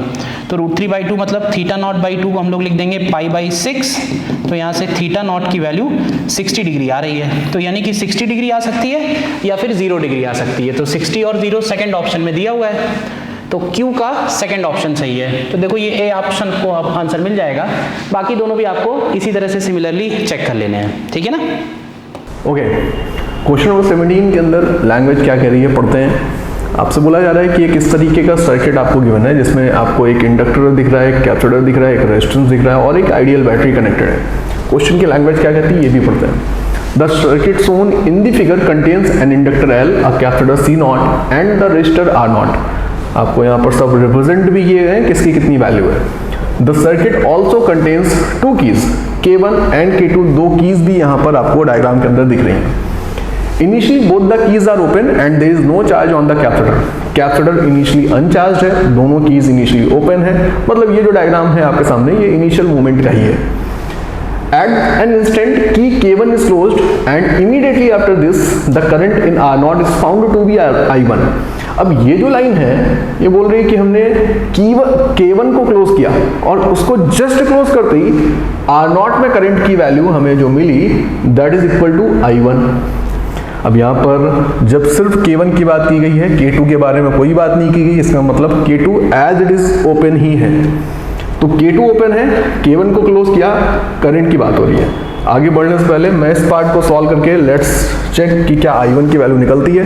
तो आपको दिखेगा कि अगर K2 ओपन है देन इस ब्रांच को देखें तो ये ब्रेक है, इसमें कोई भी करंट नहीं जा सकती। करंट अगर जा सकती है तो सिर्फ इसी सर्किट के अंदर, लेकिन इस सर्किट के अंदर सिर्फ इस सर्किट को मैं ड्रॉ करूं तो विद इन दिस सर्किट मुझे एक रजिस्टर दिख रहा है, एक इंडक्टर दिख रहा है, एक बैटरी दिख रही है, और मुझे इंडक्टर का बिहेवियर पता है। LR DC सर्किट के अंदर करंट ग्रोथ का केस बनेगा, और वी नो दैट कि करंट ग्रोथ के केस के अंदर t इक्वल 0 पर, जस्ट t इक्वल 0 पर इंडक्टर इतना सफिशिएंट ऑब्स्ट्रक्शन प्रोवाइड करता है सो दैट इसके थ्रू फ्लो होने वाली करंट 0 बनी रहे। और अगर इंडक्टर में करंट 0 है तो इसको छोड़ करके कोई दूसरा सर्किट ही नहीं है जिसमें करंट फ्लो हो पाए। इट सिंपली मीन्स कि इस सर्किट के अंदर जस्ट की को क्लोज करने के बाद भी नया डायग्राम ऐसा ही बना, इसने कोई भी करंट अपने थ्रू फ्लो नहीं होने दिया, सो दैट इस सर्किट में करंट आने वाला है 0। और अगर सर्किट में करंट 0 है तो बेसिकली इस 5 ओम रेजिस्टेंस या इस R0 में फ्लो होने वाला करंट भी 0 ही है। तो आंसर हो गया है अभी इस पार्ट में I1 की वैल्यू देखें तो I1 इक्वल है 0 के। आगे बढ़ते हैं, क्वेश्चन को आगे पढ़ते हैं वापस से। आपसे बोल रहा है after a long time the current attains a steady value I0। अब इसी सर्किट के अंदर लॉन्ग टाइम के बाद देखेंगे तो LR DC सर्किट के अंदर करंट ग्रोथ के केस में आपको पता है लॉन्ग टाइम के बाद ये जो इंडक्टर है ये सिंपली एक शॉर्ट वायर की तरह बिहेव करने लगता है। एंड अगर ऐसा है तो इस लॉन्ग टाइम के बाद इस सर्किट में एक करंट फ्लो होने लगी है, मैं उसकी वैल्यू यहाँ पर दिखाऊं अगर तो सिंपली इसके अंदर मैं इसको एक सिंपल वायर, जीरो रेजिस्टेंस वाले वायर की तरह ट्रीट करते हुए लिख सकता हूँ करंट। तो मुझे करंट सॉल्व करने पे बहुत ही आसानी से मिल जाने वाली है। कितनी करंट मिलने वाली है देखिए, मैं यहाँ पर बहुत आसानी से इस करंट को लिख सकता हूँ। This is equal to now 4 ohm. 4 ohm current flow हो रही होगी 20/5 मीन्स 4 एम्पियर करंट फ्लो हो रही होगी। 4 एम्पियर करंट यहाँ पर फ्लो होती हुई मुझे दिख रही है इस सर्किट में। ओके, इस मोमेंट पर लॉन्ग टाइम के बाद करंट हो चुकी है 4 एम्पियर। इस करंट को I2 बोला है, तो अगर आप देखें तो दिस इज I2 की वैल्यू 4 एम्पियर है, तो the value of I2 in the ampere भी पूछा था, then this matches with the 3। हम यहाँ तक पहुँच चुके हैं। देखा जाए तो ऑप्शंस एलिमिनेट होना स्टार्ट हो चुके हैं। P1 Q3 होना चाहिए, P1 Q3 ये दोनों ही ऑप्शन से डिस्कार्ड हो चुके हैं। आपके पास सिर्फ 2 ऑप्शंस बचे हैं यहाँ पर। आगे बढ़ते हैं। Thereafter K2 is closed and simultaneously K1 is opened। ये मोमेंट था, इसी मोमेंट पर हमने क्या किया, हमने जस्ट यहाँ पर जो सेकंड पार्ट है सर्किट का, इसके अंदर जो की K2 थी उसको क्लोज किया, इसको क्लोज किया और इसको ओपन कर दिया। जैसे ही इसको ओपन करेंगे वैसे ही ये जो बैटरी है along with दिस रेजिस्टेंस, ये दोनों आउट ऑफ द सर्किट हो गया, सर्किट ब्रेक हो गया ये वाला, एंड ये सर्किट क्लोज हो चुका है। एंड जैसे ही ये सर्किट क्लोज होगा तो आपको दिखेगा कि इस कैपेसिटर के अक्रॉस ये एक इंडक्टर कनेक्टेड है। एंड ये जो डायग्राम है, आप जस्ट अगर इसी डायग्राम पर फोकस करें तो आपको दिखेगा ये जो डायग्राम यहाँ पर बन रहा है, दिस इज द देखिए ये जो डायग्राम आपके सामने बन रहा है, ये सिंपली LC ऑसिलेशन वाला सर्किट बन चुका है। इस सर्किट को देखें अगर तो LC ऑसिलेशन के अंदर यही बेसिक सा सर्किट होता था जिसमें इंडक्टर एंड कैपेसिटर्स कनेक्टेड होते थे और कोई भी नहीं है। तो अनडैम्ड LC सर्किट है यहाँ पर। आप इसके अंदर सीधे सीधे यहाँ पर वही सारे रिजल्ट्स यूज कर सकते हैं जो आपने LC ऑसिलेशन के अंदर पढ़े हैं। पूछा गया है आपसे पूछा है कि इस मोमेंट पर जब आपने K1 को जस्ट ओपन किया, K2 को जस्ट क्लोज किया, उसके बाद आपने देखा कि जो कैपेसिटर है उसके अक्रॉस ऑसिलेशन हो रहा है और voltage across the capacitor oscillates with amplitude V0। मतलब कैपेसिटर के अक्रॉस जो वोल्टेज होगा उसकी मैक्सिमम वैल्यू कहां तक जाने वाली है, इस पे आपको कमेंट करना है। आप सीधे सीधे वो रिजल्ट यूज करिए जो आपने LC ऑसिलेशन के अंदर पढ़े थे और वहां पर आपने एनर्जी कंजर्वेशन से कुछ रिजल्ट निकाले थे। तो मैं बोल रहा हूं कि T इक्वल 0 पर पूरी की पूरी एनर्जी, देखिए T इक्वल 0 पर ये कैपेसिटर अनचार्ज्ड है, so that it contains no energy, and पूरी की पूरी एनर्जी इस LC सिस्टम की केवल और केवल इस इंडक्टर के पास है। एंड इंडक्टर में स्टोर्ड एनर्जी का एक्सप्रेशन होता है ½ LI0²। इतनी एनर्जी इंडक्टर में थी। जिस मोमेंट पर कैपेसिटर के अक्रॉस वोल्टेज मैक्सिमम है उस मोमेंट पर इंडक्टर में स्टोर्ड एनर्जी मिनिमम होगी, और उस मोमेंट पर पूरी की पूरी एनर्जी कैपेसिटर के पास है। मतलब आप अगर इसको लिखना चाहें तो आप ऐसे लिख सकते हैं, यह है maximum energy stored in the capacitor जो कि इक्वल है maximum energy stored in the inductor के। सेम रिजल्ट एलसी ऑसिलेशन वाला यूज किया मैंने। सॉल्व करते हैं, कैंसिल हो गया। एल की वैल्यू कितनी है? एल है यहाँ पर इंडक्टेंस जिसकी वैल्यू आपको नोन है 25 into 10 to the power -3। I naught initial moment पर करंट 16 था, स्क्वायर कर दिया था मैंने। C naught 10 microfarad, so 10 into 10 to the power -6 and V naught unknown है, मैंने एज इट इज लिख दिया। इसको सिंप्लीफाई करते हैं, इस 10 की पावर -6 को इधर लाते हैं तो 10 की पावर -5 था बेसिकली ये, इसको इधर लाते हैं तो 10 की पावर +5 हो जाएगा। This becomes 25 into 16 into 100 equal है V0 स्क्वायर के। तो V0 इक्वल आ रहा है 5 इंटू 4 इंटू 10 के। 5 इंटू 4 20 मीन्स 200 वोल्ट आ गया है V0 की वैल्यू। सो वोल्टेज हमने कैलकुलेट कर लिया। Voltage maximum voltage across the capacitor 200 volt है, दिस मैचेस विद 200। तो आप देखें तो S matches with 5, S matches with 5 का ऑप्शन सिर्फ यही बचा।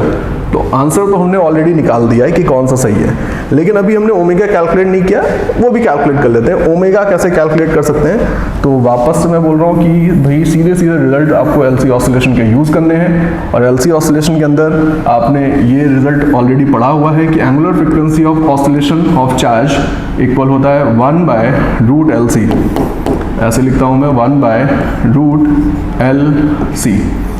वैल्यू रखिए यहाँ पर, L का मतलब इंडक्टेंस 25 मिली हेनरी, 25 इंटू 10 की power -3 and capacitance 10 microfarad 10 to the power -5। Then इसका रूट सॉल्व करते हैं। ये डिनोमिनेटर में 10 की पावर -8 था, यहाँ पर 5 था, सो 1/5 इंटू 10 टू द पावर 4 ये बन रहा है। 10 टू द पावर -4 था डिनोमिनेटर में, ऊपर आया है तो 10 की पावर 4 बन गया है। ओके, देन आपको किलो रेडियन में आंसर देना है। आप ऑप्शन देखिए, किलो रेडियन में आंसर देना है, किलो रेडियन पर सेकेंड। तो आपको ये जो रिजल्ट मिल रहा है ये रेडियन पर सेकेंड में है। आप किलो रेडियन के टर्म में अगर इसको एक्सप्रेस करें तो 10 की पावर 3 वाला टर्म मैं अलग कर लेता हूँ, then it becomes 10 into 10 to the power 3 और this just minute radian per second, kilo radian per second. So यहाँ पर एक टर्म और आई थिंक ठीक है। ओके, देन आपको आंसर में ओमेगा नॉट ही बताना है, जस्ट ओमेगा नॉट बोला है इसको, ओमेगा नॉट निकालना है आपको। तो ओमेगा नॉट की वैल्यू आ गई 2 रेडियन पर सेकेंड। तो 2 रेडियन पर सेकेंड वाला ऑप्शन, मतलब देखा जाए तो यहाँ पर एक ऑप्शन है आपके सामने ये वाला। सो R मैचेस विद 2। अब इसके अकॉर्डिंग देखिए, P matches with 1, Q matches with 3, R matches with 2 and S matches with 5। तो ऑप्शन 1 आपको दिख रहा है कि करेक्टली मैच हो रहा है विद द आंसर।